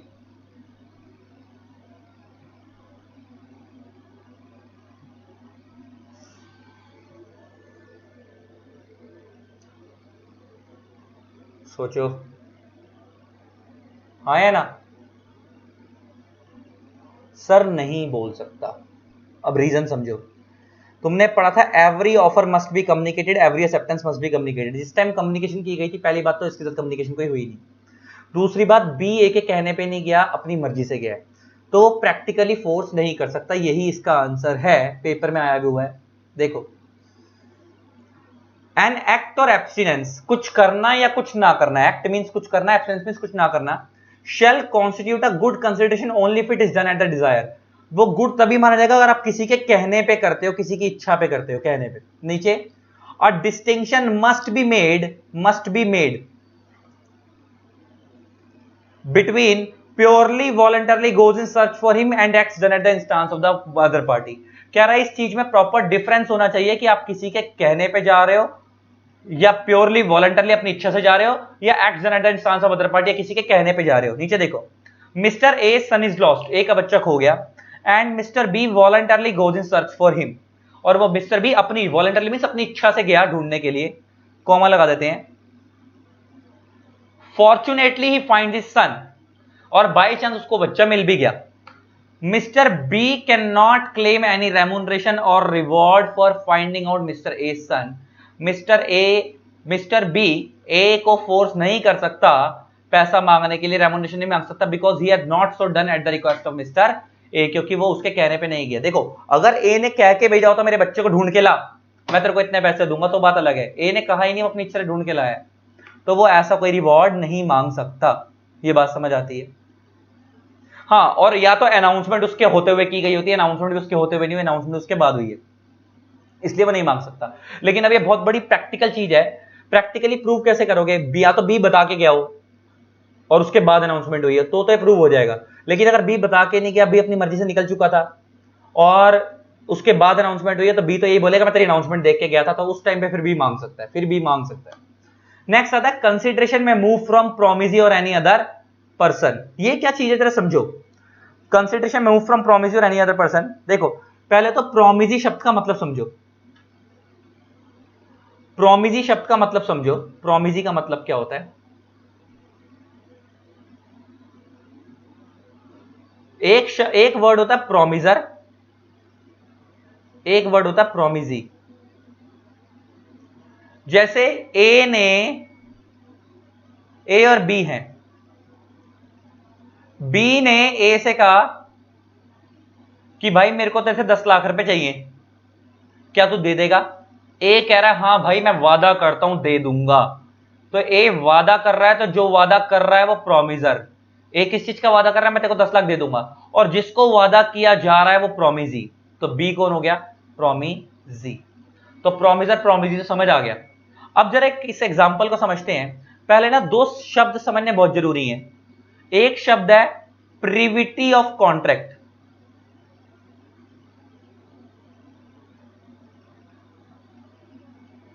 प्रीविटी ऑफ कॉन्ट्रैक्ट का मतलब होता है only parties to the contract can sue. Only parties to the contract can sue. मतलब इसका मतलब ये है जिन पार्टीज के बीच में कॉन्ट्रैक्ट हुआ है वही एक दूसरे के ऊपर केस कर सकते हैं, कोई थर्ड पार्टी आके केस नहीं कर सकता। एग्जांपल लेके बात करते हैं। ए ने बी को लोन दिया 10 लाख रुपए का फॉर 1 ईयर, 1 साल के लिए लोन दिया। तो मैं कह सकता हूं फॉर 1 ईयर दिया, तो ए हो गया लेंडर और बी हो गया बोरोवर। ए ने बी को लोन दिया कितने का? 10 लाख रुपए का। तो ए हो गया लेंडर, बी हो गया बोरोवर। अब जो ए ने बी को लोन दिया 10 लाख रुपए का वो 1 साल के लिए, इसका मतलब है कि अगर बी 1 साल में वो पैसा नहीं चुकाता तो ए बी के ऊपर केस कर देगा, राइट? मान लो कि बी ने 1 साल निकल गया और बी अनएबल टू पे हो गया, बी पैसा नहीं चुका पा रहा, बी पैसा नहीं चुका पा रहा, तो इसके ऊपर केस कौन करेगा? ए का एक फ्रेंड है एक्स, ये ए का फ्रेंड है और इस एक्स की ना बी से कोई दुश्मनी है, और एक्स जो है ना वो ए को कहता है भाई सुन मेरी बात, ये तेरे पैसे नहीं देना ना, अब तू पीछे हो जा, केस मैं करूंगा, मेरी इससे दुश्मनी है, केस इसके ऊपर मैं करूंगा, तू नहीं करेगा। क्या एक्स केस कर सकता है? नहीं। एक्स केस क्यों नहीं कर सकता? नहीं कर सकता केस। क्यों नहीं कर सकता? क्योंकि सर एक्स और बी के बीच में कोई कॉन्ट्रैक्ट हुआ ही नहीं, तो केस खाली ए ही कर सकता है, एक्स नहीं कर सकता। क्योंकि इंडिया में लॉ कहता है केस खाली वो कर सकता है जो पार्टीज टू द कॉन्ट्रैक्ट हैं, और पार्टीज टू द कॉन्ट्रैक्ट कौन है? ए और बी। एक्स का कोई लेन देन नहीं, तो एक्स केस नहीं कर सकता। इसका मतलब third party can not sue, third party can not sue, third party case नहीं कर सकता। तो इसका मतलब जैसे अब यहां से निकल के आ गई, प्रीविटी ऑफ कॉन्ट्रैक्ट का मतलब क्या? Only parties to the contract can sue. खाली ए बी के ऊपर केस कर सकते हैं, अगर बी परेशान है ए से तो बी ए के ऊपर कर सकता है, लेकिन थर्ड पार्टी केस नहीं कर सकता। इसका मतलब क्या हो गया? लिख सकते हैं third party can not sue, third party case नहीं कर सकता। इसका मतलब मैं कह सकता हूं प्रीविटी ऑफ कॉन्ट्रैक्ट जो है वो इंडिया में क्या कहता है कि इंडिया में हमारे को प्रीविटी ऑफ कॉन्ट्रैक्ट चाहिए, और प्रीविटी ऑफ कॉन्ट्रैक्ट का मतलब क्या है कि इंडिया में ये नीचे लिखा हुआ है ना, इंडिया में क्या है? प्रीविटी ऑफ कॉन्ट्रैक्ट रिक्वायर्ड है। प्रीविटी ऑफ कॉन्ट्रैक्ट रिक्वायर्ड है का मतलब क्या है कि दो पार्टीज के बीच में जो कॉन्ट्रैक्ट है वो एक दूसरे के ऊपर केस कर सकते हैं, थर्ड पार्टी केस नहीं कर सकता। लेकिन इंडिया में प्रीविटी ऑफ कंसिडरेशन रिक्वायर्ड नहीं है। प्रीविटी ऑफ, वो तो था privity of contract, privity of अब के बात कर रहा हूं मैं प्रीविटी ऑफ कंसिडरेशन। तो इंडिया में privity of consideration not required. इसका मतलब थर्ड पार्टी आपके ऊपर केस नहीं कर सकता, लेकिन थर्ड पार्टी आपको कंसिडरेशन दे सकता है। सेम ना, आप थर्ड पार्टी पे केस कर सकते हैं ना थर्ड पार्टी आप पे केस कर सकता प्रीविटी ऑफ कॉन्ट्रैक्ट की वजह से, लेकिन आप थर्ड पार्टी को कंसिडरेशन दे सकते हो या थर्ड पार्टी से कंसिडरेशन ले सकते हो। एग्जांपल लेके बात करें, सेम एग्जांपल रख लो, ध्यान से सुनना। ए ने बी को लोन दिया, तो ए हो गया लेंडर, बी हो गया बोरोवर। मान लो 1 साल के लिए दिया फॉर 1 ईयर, और फॉर 1 ईयर दिया, मान लो 25 लाख का लोन था, ठीक। तो ए ने बी को लोन दिया 25 लाख रुपए का फॉर 1 ईयर। मान लो 1 साल निकल गया और बी अनेबल टू पे हो गया। बी क्या हो गया? अनेबल टू पे। मान लेते 1 साल निकल गया और बी क्या हो गया? अनेबल टू पे। तो अब 1 साल क्योंकि निकल गया और बी अनेबल टू पे हो गया, तो ऑब्वियस सी बात है अब ए बी के ऊपर केस करेगा, क्योंकि ए को तो अपने पैसे चाहिए। मीनवाइल बी का एक फ्रेंड आया सी, बी का एक फ्रेंड है सी, वो ए को क्या कहता है, भाई तू बी के ऊपर केस मत कर, तेरे को अपने 25 लाख से मतलब है ना, वो 25 लाख रुपए तेरे को मैं देता हूं, तू पैसे मेरे से ले ले बी के बिहाफ पे, लेकिन बी के ऊपर केस मत कर। अच्छा, क्या ए शांत हो जाएगा? यस, प्रैक्टिकल लाइफ में तुमने ऐसा देखा भी होगा, किसी ने किसी से पैसे लेने हैं, दूसरा बंदा कहता है तू मेरे से ले ले, तो उसको परेशान मत कर, यही होता है ना। तो ये यहाँ पे ये कह रहा है, सी के कह रहा है तू पैसे मेरे से ले ले बी वाले, लेकिन तू ए को परेशान, मतलब बी को परेशान मत कर। क्या ए सेटिस्फाइड हो जाएगा? यस, उसको अपने पैसे से मतलब है। तो इसका मतलब क्या, लेकिन क्या एक बात बताओ, क्या सी का और ए का कोई कॉन्ट्रैक्ट था? नहीं, कॉन्ट्रैक्ट किसके बीच में था? ए और बी के बीच में, लेकिन पैसे किसने दे दिए? सी ने। इसका मतलब थर्ड पार्टी कंसिडरेशन दे सकता है, third party can give consideration, इसीलिए इंडिया में privity of consideration not required. Privity of consideration का मतलब होता है कि पार्टी पार्टी एक दूसरे को कंसिडरेशन देंगी, और वो इंडिया में रिक्वायर्ड नहीं है, थर्ड पार्टी भी कंसिडरेशन दे सकती है। इसका मतलब इंडिया में थर्ड पार्टी केस नहीं कर सकता, ना आप थर्ड पार्टी के ऊपर केस कर सकते, लेकिन थर्ड पार्टी कंसिडरेशन दे सकती है आपके बिहाफ पे। ये बात समझ आती है? ये मैंने इतनी बात क्यों करी है, क्योंकि अब उसका मतलब यहां पे आप समझ आएगा, और प्रीविटी ऑफ कंसिडरेशन और प्रीविटी ऑफ कॉन्ट्रैक्ट का मतलब अब आपको समझ आ गया। तो ये प्रीविटी ऑफ कॉन्ट्रैक्ट जो है ना, एक लैटिन वर्ड है जिसका मतलब क्या होता है, only parties to the contract can sue. और प्रीविटी ऑफ कंसिडरेशन भी एक लैटिन वर्ड है, इसका मतलब कहता है only parties to the contract can give consideration. लेकिन समझ आ गया, इंडिया में प्रीविटी ऑफ कॉन्ट्रैक्ट रिक्वायर्ड है, इसका मतलब थर्ड पार्टी केस नहीं कर सकता, लेकिन इंडिया में प्रीविटी ऑफ कंसिडरेशन रिक्वायर्ड नहीं है, इसका मतलब थर्ड पार्टी कंसिडरेशन दे सकता है। अब ये कंसिडरेशन में मूव फ्रॉम प्रोमिसी और एनी अदर पर्सन क्या चीज है, जरा ये समझ लेते हैं, ये समझना बहुत जरूरी है। इस केस को देखते हैं क्या चीज है। देखो हुआ क्या था, एक लेडी है, इसकी एक डॉटर है, और इस लेडी का एक ब्रदर है। अच्छा, लेडी का ब्रदर है तो इस डॉटर का तो वो मामा हो गया, करेक्ट। मम्मी का भाई उस बच्चे के लिए, उसके बच्चे के लिए, मम्मी के बच्चे के लिए क्या हो गया, मामा। तो मैं कह सकता हूं कि डॉटर के लिए वो मैटरनल अंकल है। क्या है मैटरनल अंकल? पता होगा ना, पैटर्नल अंकल चाचा और ही होते हैं, मैटरनल अंकल मामा और ही होते हैं, मम्मी की तरफ से मैटरनल अंकल है।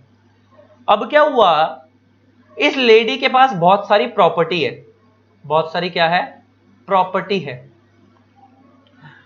ये लेडी कहती है कि भाई मेरे मरने के बाद, एक विल साइन कर रही है, ये विल में लिखवा रही है कि जब तक मैं जिंदा हूं तब तक तो प्रॉपर्टी मेरी, लेकिन मेरे मरने के बाद ये सारी प्रॉपर्टी मेरी डॉटर की हो जाएगी। किसकी हो जाएगी? मेरी डॉटर की हो जाएगी। और मगर एक शर्त है, उसने अपनी बेटी के साथ एक शर्त रखी कि ये प्रॉपर्टी तेरे नाम पे मैं तभी करूंगी जब तू मेरे मरने के बाद जब प्रॉपर्टी तेरे पास आएगी तो उस प्रॉपर्टी में से जितना भी रेंट आएगा उसका हाफ रेंट तू रखेगी और हाफ रेंट अपने मामा को देगी। हाफ रेंट किसको देगी? मामा को। तो मान लो अगर उसकी लेडी की जो प्रॉपर्टी है उस पर 1 लाख रुपए महीने का रेंट आता है, तो 50,000 ये बेटी रखेगी, 50,000 अपने मामा को देगी हर महीने। ये उसकी मम्मी ने कंडीशन लगाई थी, लड़की की मम्मी ने कंडीशन लगाई थी, किसके ऊपर? अपनी बेटी के ऊपर, कि मैं प्रॉपर्टी तेरे नाम पे एक ही शर्त पे करूंगी कि इस विल में लिखवा दे कि मेरे मरने के बाद जब तेरे पास ये प्रॉपर्टी आएगी तो उस पर से जितना भी किराया आएगा उसका आधी इनकम तू रखेगी, आधी इनकम अपने मामा को देगी। और उस लड़की ने उस विल पे साइन करा, एग्री करा कि हां मैं दूंगी। अब लेटर ऑन मदर की हो गई डेथ, और डेथ होने के बाद प्रॉपर्टी किसके नाम पे आ गई? बेटी के पास आ गई। अब प्रॉपर्टी पे रेंट आना शुरू हो गया। ये मामा आए और मामा इस बेटी को कहते हैं भाई मेरे को मेरा रेंट दे दो आधा हर महीने का, जो आपकी मम्मी ने बोला था। ये कहती है अपने मामा को, हाँ भाई तू कहां से आ गया, कौन सा रेंट, कैसा रेंट, मैं तो नहीं दे रही जा। वो कहता है भाई आपकी मम्मी बोल के गई थी। वो लड़की क्या कहती है, अब जरा सुनना, कहती है मेरे को कंसिडरेशन दी है मेरी मम्मी ने। कंसिडरेशन का लगा मेरे को प्रॉपर्टी आई है मेरी मम्मी की तरफ से, तो मैं बदले में जो कंसिडरेशन दूंगी वो मम्मी को ही दूंगी, कि कॉन्ट्रैक्ट मेरा और मम्मी के बीच में हुआ है, तो मैं बदले में जो कंसिडरेशन दूंगी वो मम्मी को ही दूंगी, तेरे को नहीं दूंगी, तू कहां से आ गया बीच में।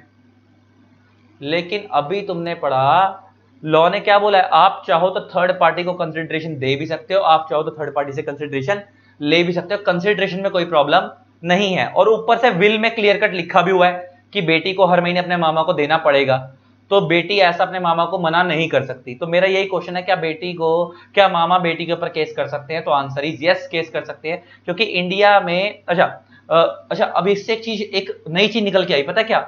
जो तुमने प्रीविटी ऑफ कॉन्ट्रैक्ट पढ़ा था, और प्रीविटी ऑफ कॉन्ट्रैक्ट में क्या देखा था कि थर्ड पार्टी केस नहीं कर सकता, खाली party to the contract case कर सकते हैं। लेकिन अभी तुमने यहां पे देखा, अब पार्टी टू द कॉन्ट्रैक्ट तो कौन है, लेडी और डॉटर, मामा तो थर्ड पार्टी है, वो केस नहीं कर सकता। लेकिन अगर मामा का पैसा रोक लेगी ये, तो मामा केस कर सकता है। अच्छा, मामा का पैसा रोक लेगी तो केस कर सकता है, इसका मतलब एक नई चीज सीखने को मिल गई कि कई बार ऐसी एक्सेप्शन होती है कि अगर पैसा नहीं मिल रहा तो थर्ड पार्टी भी केस कर सकता है, अगर उसका उस पैसे का कोई लेन देन बनता है तो। जैसे यहां पे इस मामा का लेन देन बनता है विल के अकॉर्डिंग, तो भले ही ये थर्ड पार्टी केस कर सकता है क्योंकि इनडायरेक्टली इस कॉन्ट्रैक्ट से जुड़ चुका है। लेकिन अदरवाइज आपको एक चीज थंब रूल हमेशा याद रखना है कि थर्ड पार्टी केस नहीं कर सकता। ये एक एक्सेप्शन सीखने को मिल गई कि एक ऐसा केस जहां पे थर्ड पार्टी कंसिडरेशन ले भी सकता है और दे भी सकता है, और अगर उसको पैसा नहीं मिलेगा तो वो केस भी कर सकता है। तो मेन तो अभी हमारा केस वाली बात ही नहीं थी, मेन तो मेरा मुद्दा ये है क्या थर्ड पार्टी मामा है, क्या मामा थर्ड पार्टी कंसिडरेशन ले सकता है। तो लॉ क्या बोलता है, यस, हमारे इंडिया में प्रिविटिव कंसिडरेशन का रूल नहीं बनता।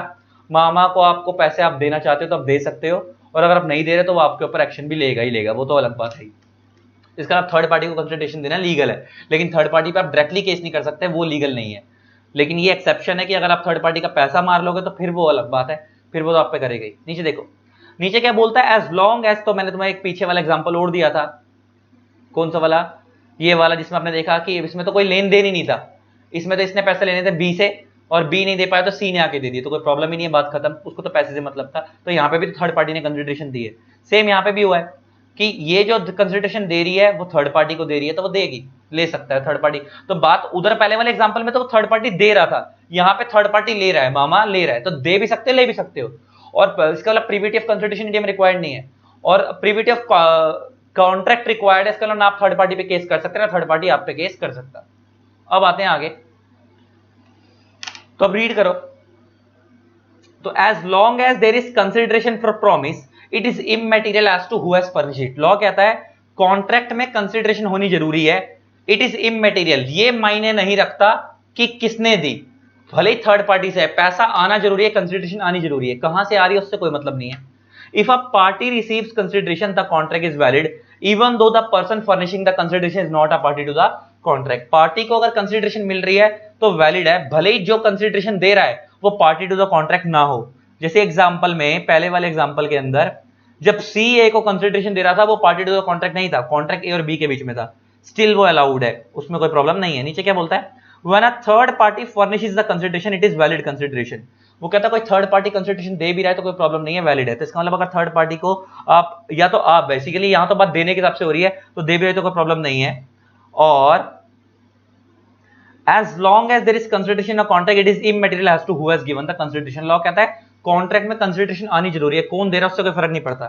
तो इसका मतलब यहां पे मामा को हम दे रहे हैं, तो मामा के लिए तो वो लड़की थर्ड पार्टी है, मामा को तो उस लड़की से कोई लेन देन ही नहीं है, समझ आती है ना। लड़की का लेन देन तो किससे था, लेडी से, ऑल्दो उस लड़की का लेन देन बन गया है मामा से बिकॉज ऑफ विल, लेकिन मामा के साथ उसका ओरिजिनली कोई कॉन्ट्रैक्ट नहीं हुआ था। मामा और डॉटर जो है वो पार्टी टू द कॉन्ट्रैक्ट नहीं है, मामा के लिए तो वो थर्ड पार्टी है, लेकिन स्टिल वो लड़की से पैसा रिकवर कर सकता है। थर्ड पार्टी वो जो है डॉटर उसको कंसिडरेशन दे सकती है, क्यों, क्योंकि इंडिया में प्रिविटिव कंसिडरेशन रिक्वायर्ड नहीं है, थर्ड पार्टी कंसिडरेशन दे सकता है। तो देखो ये बता रहा है the rule is generally stated as privity of consideration is not required, India में प्रिविटिव कंसिडरेशन रिक्वायर्ड नहीं है। और इसी के ऊपर एक केस है बहुत फेमस, चिनैया वर्सेस रमैया का, बहुत फेमस, ये पेपर में नाम लिख के आओगे केस का, चिनैया रमैया। इसमें क्या था, an old lady A transferred her whole property to her daughter by a gift deed. एक ओल्ड लेडी है, उसने सारी की सारी अपनी प्रॉपर्टी गिफ्ट डीड में अपनी बेटी को दे दी, with the direction that she will pay an annuity to as brother. A कौन है, उसकी मम्मी, और एज ब्रदर कौन हो गया फिर उस लड़की का मामा। उस पे विल में चीज क्या लिखवा दी कि हर महीने अपनी मम्मी को क्या देगी, अपने मामा को क्या देगी, एन्युटी, एन्युटी मींस रेंट देगी उस प्रॉपर्टी में से। Daughter agreed in writing to pay an annuity to her uncle. Daughter ने एग्री करा कि राइटिंग में, किसके साथ एग्री करा, मम्मी के साथ। तो कॉन्ट्रैक्ट किसके बीच में, मम्मी और डॉटर के बीच में, कि वो अंकल को क्या देगी, annuity. Afterward daughter decline to fulfil her promise saying that no consideration move from her uncle. और बाद में लड़की मुकर गई, बेटी मुकर गई, क्या क्या कि अंकल ने मेरे को बदले में क्या दिया है। तो लॉ कहता है नहीं, बेटी को देना पड़ेगा, और ये लॉ कहता है कि थर्ड पार्टी को आप कंसिडरेशन दे सकते हो, भले ही उन्होंने नहीं दिया आपको, उसके ब्याह पे मम्मी ने दे दिया, तो आपको अपने मामा को कंसिडरेशन देनी पड़ेगी। नीचे एज ही लिखी हुई। तो ये वाला पॉइंट हमारा हो गया खत्म। अब और एक चीज आगे देखते हैं, ये क्या है। तो गाइस आगे बढ़ते हैं, नेक्स्ट टॉपिक है no adequacy of consideration required. देखो no adequacy of consideration required का मतलब क्या, जरा समझो। एडिक्वेट का मतलब होता है सफिशिएंट, एडिक्वेट मींस सफिशिएंट, वो कहता है सफिशिएंट कंसिडरेशन रिक्वायर्ड नहीं है। अब इसका मतलब क्या, जरा समझो। मान लो ए ने बी को लोन दिया 1 लाख रुपए का, ए ने बी को लोन दिया 1 लाख रुपए का, तो मैं कह सकता हूं ए लेंडर हो गया, बी बोरवर हो गया। अच्छा, जब ए ने बी को लोन दिया तो बी के लिए कंसिडरेशन क्या है, लोन। अच्छा, बी वापिस से ए को पैसा चुकाएगा तो ए के लिए कंसिडरेशन क्या होगी, बी एक तो ए को 1 लाख रुपए चुकाएगा, प्लस जितने साल के लिए इसने लोन लिया, जैसे मान लो फॉर 1 ईयर लिया है, तो 1 साल का इंटरेस्ट भी चुकाएगा। कितना चुकाएगा, 1 साल का, प्लस में इंटरेस्ट भी चुकाएगा, ब्याज भी तो देगा उसके ऊपर। मान लो 1 साल का 12% पर एनम इंटरेस्ट था, तो इसका मतलब यह हो गया कि बी को ए को कितना चुकाना है, 1,12,000 रुपए, करेक्ट, 1.12 लाख, 1,12,000 रुपए चुकाना है। अब एक चीज समझो, ए को 1 लाख, बी ने ए को 1,12,000 रुपए चुकाना है, तब इसकी तरफ से सफिशिएंट कंसिडरेशन होगी। सपोज मान लो बी हाथ जोड़ के कहता है 1 साल के बाद, भाई मेरे पास पैसा नहीं है, मेरे पास खाली 60,000 रुपए, मैं उतना ही चुका सकता हूं। बी हाथ जोड़ के कह रहा है किसको, ए को।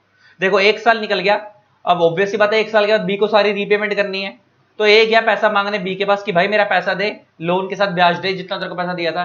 बी कहता है भाई साहब मैं पैसा तो दे सकता हूं, लेकिन मैं हाथ जोड़ के कह रहा हूं मेरे पास पैसा है नहीं, मेरा सब कुछ बिक गया है, मेरे पास खाली लास्ट 60,000 रुपए पड़ा, मैं इतना ही दे सकता हूं।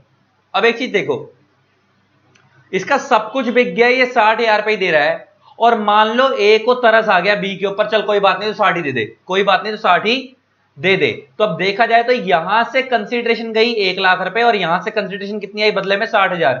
मतलब देखा जाए तो लॉजिकली जितना पैसा गया उतना आता है, उससे ज्यादा आता, लेकिन जितना गया उससे कम आया। लॉ कहता है कोई बात नहीं है, अलाउड है, लॉ कहता है ये अलाउड है। लॉ कहता है no adequacy of consideration is required. तुम्हें मैंने स्टार्टिंग में ही पढ़ाई थी ये बात कि हर कॉन्ट्रैक्ट में कंसिडरेशन होनी जरूरी है। मैंने ये थोड़ी कहा था कि कंसिडरेशन सफिशिएंट होनी जरूरी है। No adequacy of consideration is required. इसका no adequacy means no sufficiency, sufficient नहीं चाहिए। मतलब सफिशिएंट कब होती, इसने 1 लाख दिया तो बदले में ये भी कितना चुकाता है, 1, ये 1 से ज्यादा, जैसे ब्याज समेत, लेकिन ये खाली कितना चुका रहा, 60। लेकिन जिसने दिया है वो ही एग्री है, तो क्या प्रॉब्लम है भाई, जिसने पैसा लेना है उसको ही कोई प्रॉब्लम नहीं है, तो फिर कोई बात ही नहीं है। तो लॉ कहता है no adequacy of consideration required. Law कहता है कंसिडरेशन आनी जरूरी है, सफिशिएंट आ रही है नहीं आ रही उससे कोई लेन देन नहीं है। बी कंसिडरेशन बदले में दे तो रहा है ना, इसने 1 लाख दिया, बदले में वो भी 60,000 तो दे ही रहा है ना, दोनों तरफ से समथिंग इन रिटर्न में कुछ आ रहा है। अब भले ही सफिशिएंट नहीं आ रहा, लॉ कहता है कोई प्रॉब्लम नहीं है, लेकिन लॉ कहता है जब no adequacy of consideration is required वाला पॉइंट लगेगा, अगर कंसिडरेशन सफिशिएंट नहीं आ रही तो आपको ये चेक करना पड़ेगा क्या फ्री कंसेंट थी या नहीं थी। फ्री कंसेंट का मतलब होता है फ्री कंसेंट थी या नहीं थी। अब ये फ्री कंसेंट का मतलब क्या होता है जरा समझो। तुम्हें मैंने बताया था फ्री कंसेंट का मतलब होता है दबाव डालना किसी के ऊपर। बट ध्यान से सुनना, मैं केस 2 समझा रहा हूं सेम रख के। मान लो सेम एग्जांपल रहेगा, उसमें कुछ चीजें चेंज करेंगे। मान लो ए ने बी को लोन दिया 1 लाख रुपए का, अब बी भी बदले में पैसे चुका रहा है। अब बी को कितना चुकाना है, मान लो बदले में 1 लाख ही चुकाना है। सुनना बड़े ध्यान से, तो ए हो गया लेंडर, बी हो गया बोरवर। मान लो ए ने बी को लोन 1 साल के लिए दिया था और बिना ब्याज के दिया था, तो मतलब 1 लाख ए ने बी को दिया, तो बदले में बी को भी कितना देना है, ए को 1 लाख वापस देना उसका वाला पैसा। 1 साल के बाद बी जो है वो बदमाश है, तो अब 1 साल के बाद बी ए को कहता है भाई सुन मेरी बात, तूने मेरे को 1 लाख दिया होगा, मैं तो तेरे को खाली 60,000 रुपए दूंगा वापिस में, जो करना है कर ले, अगर तूने मेरे को परेशान करा मारूंगा बहुत तेरे को, और जो जिसको बुलाना बुला ले। इसका मतलब बी जो है वो मान लो डॉन है और वो उसके ऊपर दबाव डाल रहा है कि इससे ऊपर नहीं दूंगा, मतलब। और ए जो है कोई कह रहा है कोई बात नहीं भाई तू 60 ही दे दे। ए सोच रहा है भाई अगर इसके ऊपर ज्यादा फोर्स करूंगा तो मारेगा, जो आ रहा है वो आन दो। ए कहता 60 ही दे दे। इसका मतलब यहां पे भी ए ने कंसेंट तो दी है कि 60 ही दे दे, लेकिन वो फ्री कंसेंट नहीं है। यहां पे क्या है, फ्री कंसेंट नहीं, कोई दबाव है, सामने वाले के ऊपर प्रेशर है। लेकिन इस वाले केस में क्या था, इस वाले केस में क्या था, लॉ कहता है कि यहां पे इस वाले केस में क्या था कि जब बी ने बोला कि भाई मैं तेरे को 60,000 रुपए दे सकता हूं, तो बी हाथ जोड़ के कह रहा था, बी परेशान नहीं कर रहा था ए को, बी हाथ जोड़ के कह रहा था कि भाई मैं इतना ही दे सकता हूं, मेरे पास अभी पैसे है नहीं, मेरा सब कुछ बिक गया है। और ए ने तरस खा के दिया थे बी को, एक मतलब बी से 60,000 रुपए ले लिए थे इसका मतलब ए ने यहां पे भी अपनी कंसेंट दी है, लेकिन ये फ्री कंसेंट है, ए के ऊपर कोई प्रेशर नहीं है, ए के ऊपर कोई दबाव नहीं है। लेकिन यहां पे ए के ऊपर दबाव था, उसने फ्री कंसेंट नहीं थी, उसने प्रेशर डाल के उसको क्या करा है, 60,000 रुपए में मनाया है। तो लॉ कहता है ये वाली सिचुएशन अलाउड नहीं है, ऐसा अगर एग्रीमेंट करोगे तो अलाउड नहीं है, लेकिन अगर ऐसा वाला एग्रीमेंट करोगे तो अलाउड है। इसका मतलब सफिशिएंट कंसीडरेशन नहीं भी है तो कोई प्रॉब्लम नहीं है, लेकिन कंसेंट क्या होनी चाहिए, फ्री। कंसेंट क्या होनी चाहिए, फ्री। अब बुक से पढ़ लो, देखो, no adequacy of consideration is required, the law requires that there must be consideration in every contract. Law कहता है हर कॉन्ट्रैक्ट में कंसिडरेशन होनी जरूरी है, whether the consideration is sufficient, whether that consideration is sufficient or not, law does not question it। आ गई ना बात, वो sufficient है या नहीं, लॉ को उससे कोई प्रॉब्लम नहीं है, वो कंसिडरेशन sufficient है या नहीं, लॉ को उससे कोई प्रॉब्लम नहीं है। लॉ कहता है कॉन्ट्रैक्ट में कंसिडरेशन जरूरी है, ये इंपॉर्टेंट है। नीचे, even if it is prove that such consideration is इनएडिक्वेट the contract is not void. भले ही ये प्रूव भी हो जाए कि कंसिडरेशन इनएडिक्वेट है, कॉन्ट्रैक्ट वॉइड नहीं है, कॉन्ट्रैक्ट वॉइड नहीं है। मगर ये देखो, मतलब इसका मतलब इनएडिक्वेट मींस इनसफिशिएंट, भले ही सामने वाला 1 लाख की जगह 60,000 दे रहा है, लॉ कहता है तब भी कॉन्ट्रैक्ट वॉइड नहीं है। लेकिन the fact of inadequacy of consideration shall be given due weightage while determining whether the consent of promisor was freely given और नॉट। बस ये चीज चेक करनी पड़ेगी, कंसेंट जो प्रोमिसर की थी, प्रोमिसर कौन है यहाँ पे, जिसने लोन दिया है, क्या उसकी कंसेंट फ्रीली थी या नहीं थी, उसके ऊपर कोई प्रेशर तो नहीं डाला गया था। जैसे पहले एग्जांपल में, जो हमने एग्जांपल पहले वाला लिया था, इस वाले में ए के ऊपर कोई प्रेशर नहीं था, यहाँ पे बी ने हाथ जोड़ के बोला था।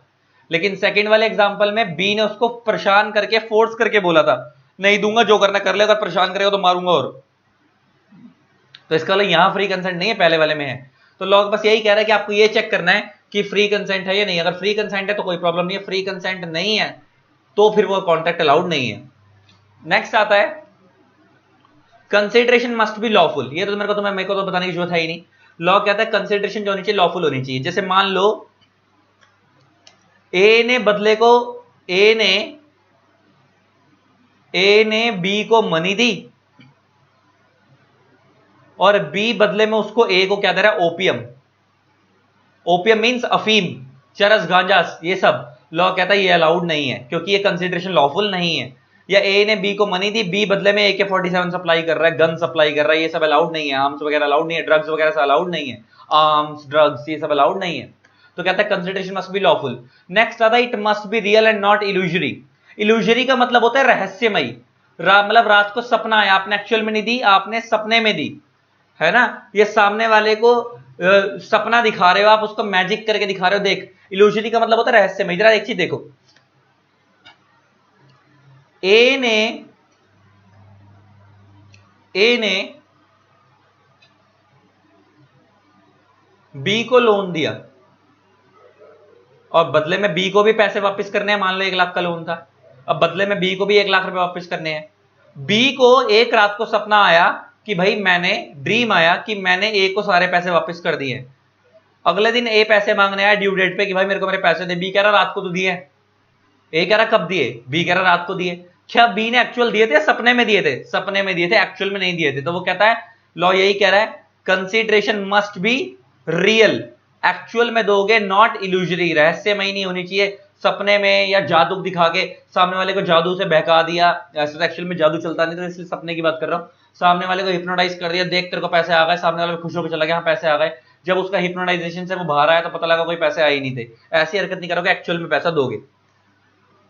नेक्स्ट आता है कंसिडरेशन में भी a promise to do something और एब्सटेन फ्रॉम डूइंग समथिंग। वो कह रहा है कंसिडरेशन कुछ करने के लिए भी दी जा सकती है और कुछ ना करने के लिए भी दी जा सकती है। इसका मतलब क्या है, जरा समझो। कुछ करने के लिए भी दी जा सकती है और कुछ ना करने के लिए भी दी जा सकती है, इसका मतलब समझो। मान लो ए ने बी को बोला मेरे को 500 शर्ट्स चाहिए। बी ने कहा मैं सप्लाई कर दूंगा, लेकिन मेरे को बदले में 5 लाख रुपए चाहिए। तो ए ने कहा ठीक है मैं 5 लाख रुपए दे दूंगा। तो ए हो गया ऑफरर क्योंकि शर्ट्स मांग रहा है, बी हो गया ऑफरी जो सप्लाई करेगा। अच्छा, ये जो कंसीडरेशन ले रहा है, बी जो ए से कंसीडरेशन ले रहा है, वो किस चीज के लिए रहा है? कुछ करने के लिए, कुछ करने के लिए। करने के लिए मींस वो शर्ट बनाएगा तो ए पैसे देगा, वो शर्ट बनाएगा तो पैसे देगा। तो ये तो वो चीज हो गई कि कंसिडरेशन जो बी को मिल रही है वो कुछ करने के लिए मिल रही है। तो और मैंने क्या बताया, कंसिडरेशन कुछ करने के लिए भी मिल सकती है, कुछ ना करने के लिए भी मिल सकती है। ये एग्जांपल तो कुछ करने वाला था। अब केस 2 देखते हैं, ये मैं आपको ऑलरेडी करा चुका हूं। मान लो ए ने बी को लोन दिया, तो ए हो गया लेंडर, बी हो गया बोरोवर। मान लो ए ने बी को जो लोन दिया वो 10 लाख रुपए का था, 10 लाख रुपए का था। मान लो फॉर 1 ईयर दिया, फॉर 1 ईयर दिया। अच्छा 1 ईयर दिया का मतलब क्या है कि अगर 1 साल के बाद बी पैसे नहीं चुकाता तो ए बी के ऊपर केस कर देगा। यस। मान लो B after 1 year unable to pay हो गया और पैसे नहीं चुका पाया। आफ्टर 1 ईयर बी क्या हो गया? अनएबल टू पे हो गया और नहीं चुका पाया। अब ए भाई साहब बी के ऊपर केस करने जा रहे हैं कोर्ट में। ए जा रहा है बी के ऊपर केस करने, कहां पे? कोर्ट में। मीनवाइल बी का एक फ्रेंड आया सी, वो ए को क्या बोलता है, भाई तू इसके ऊपर केस मत कर, इसके जो पैसे बनते तेरे को मैं दे दूंगा, तेरे को इसके कंसिडरेशन मैं दे दूंगा, तेरे को जो 10 लाख रुपए उसने देने थे वो मैं दे दूंगा। इसका मतलब यहां पे जो ए को कंसिडरेशन मिल रही है 10 लाख रुपए, वो कुछ करने के लिए मिल रही है, कुछ ना करने के लिए। सर ना करने के लिए क्या? कि अगर ये केस नहीं करेगा बी के ऊपर तब ए को 10 लाख रुपए मिलेंगे। किससे? सी से। इसका मतलब कंसिडरेशन कुछ करने के लिए भी मिल सकती है, कुछ ना करने के लिए भी। ये लिखा है ना, टू डू समथिंग, ये आ गया। Consideration may be a promise to do something और abstain from doing something. Abstain means रोक लगाना। यहां पे सी ए के ऊपर एब्सटेन का लगा रहा है, रोक लगा रहा है कि तू केस मत कर, तेरे को पैसे मैं दे दूंगा, तू केस मत कर, पैसे मैं दे दूंगा। और ये जो मैंने तुम्हारे को एग्जांपल समझाया है, ये सही सेम एग्जांपल नीचे डला हुआ है, यही एग्जांपल नीचे डला हुआ है, ये आप पढ़ लेना। अब आता है कंसिडरेशन में भी पास्ट, प्रेजेंट और फ्यूचर। कंसिडरेशन पास्ट भी हो सकती है, प्रेजेंट भी हो सकती है, फ्यूचर भी हो सकती है। और ये चीज मैं तुम्हारे को बता दूं, ये तीनों हमेशा साथ साथ चलते हैं। पास्ट, प्रेजेंट, फ्यूचर हमेशा साथ साथ चलता है। जरा ध्यान से सुनना, जरा ध्यान से सुनना। जैसे मान लो ए गया बी के पास, बी की एक बेकरी है, बी की एक बेकरी है। ए गया बी के पास कि भाई मेरे को केक बनवाना है, मेरे को क्या बनवाना है? केक। तो बी कहता है भाई पैसे दे दो आप एडवांस में, पूरे केक की पेमेंट दे दो, 1000 रुपए का केक बनेगा, आप एडवांस पेमेंट दे दो 1000 रुपए की, आपको इवनिंग में केक मिल जाएगा। इवनिंग में क्या मिल जाएगा? केक मिल जाएगा। ठीक, बी ने पैसे दे दिए, बी ने पेमेंट दे दी। अब जरा अभी के हिसाब से देखो, ए ने बी को पेमेंट हाथों हाथ दे दी, इसका मतलब बी को जो कंसिडरेशन मिली है वो प्रेजेंट में ही मिल गई, हाथों हाथ। लेकिन क्या ए को केक मिल गया हाथों हाथ या शाम को मिलेगा? इसका मतलब इवनिंग में मिलेगा। तो ए को जो केक मिलेगा वो कब मिलेगा? फ्यूचर में। फ्यूचर मींस क्यों? शाम हो गई ना, तो सुबह वो गया केक के लिए बुकिंग करवाने और इवनिंग में मिलेगी, तो सुबह के हिसाब से देखोगे तो रात क्या है? फ्यूचर है हमारे लिए अभी। तो ए को केक कब मिलेगा? फ्यूचर में, शाम को। अब क्या हुआ, जब शाम को ए केक लेने गया तो अब ए को हाथों हाथ केक मिल रहा है, कौन दे रहा है? बेकरी वाला बी। तो अब ए के लिए वो जो केक इवनिंग में जब वो लेने गया, तो अब ए के लिए वो केक प्रेजेंट है, लेकिन ए ने जो पेमेंट करी थी बी को, वो पेमेंट हो गई पास्ट। पास्ट क्यों? क्योंकि अब वो जो शाम को केक लेने जा रहा है उसकी पेमेंट ऑलरेडी सुबह हो चुकी है, तो पेमेंट हो गई पास्ट। तो इसका मतलब पास्ट, प्रेजेंट, फ्यूचर तीनों साथ साथ चलते हैं। पास्ट, प्रेजेंट, फ्यूचर तीनों साथ साथ चलते हैं। वो कह रहा है कंसिडरेशन पास्ट भी हो सकती है, प्रेजेंट भी हो सकती है और फ्यूचर भी हो सकती है। अब आता है exceptions to the rule, no consideration no contract. ये बहुत इंपॉर्टेंट टॉपिक है, इसको अगली वीडियो में करेंगे स्टार्ट। आज की वीडियो में यहीं तक रखते हैं। आई होप आपको वीडियो अच्छी लगी होगी। इसी तरीके से वीडियोस को प्यार देते रहें। Keep loving, keep supporting. Thanks a lot, bye bye.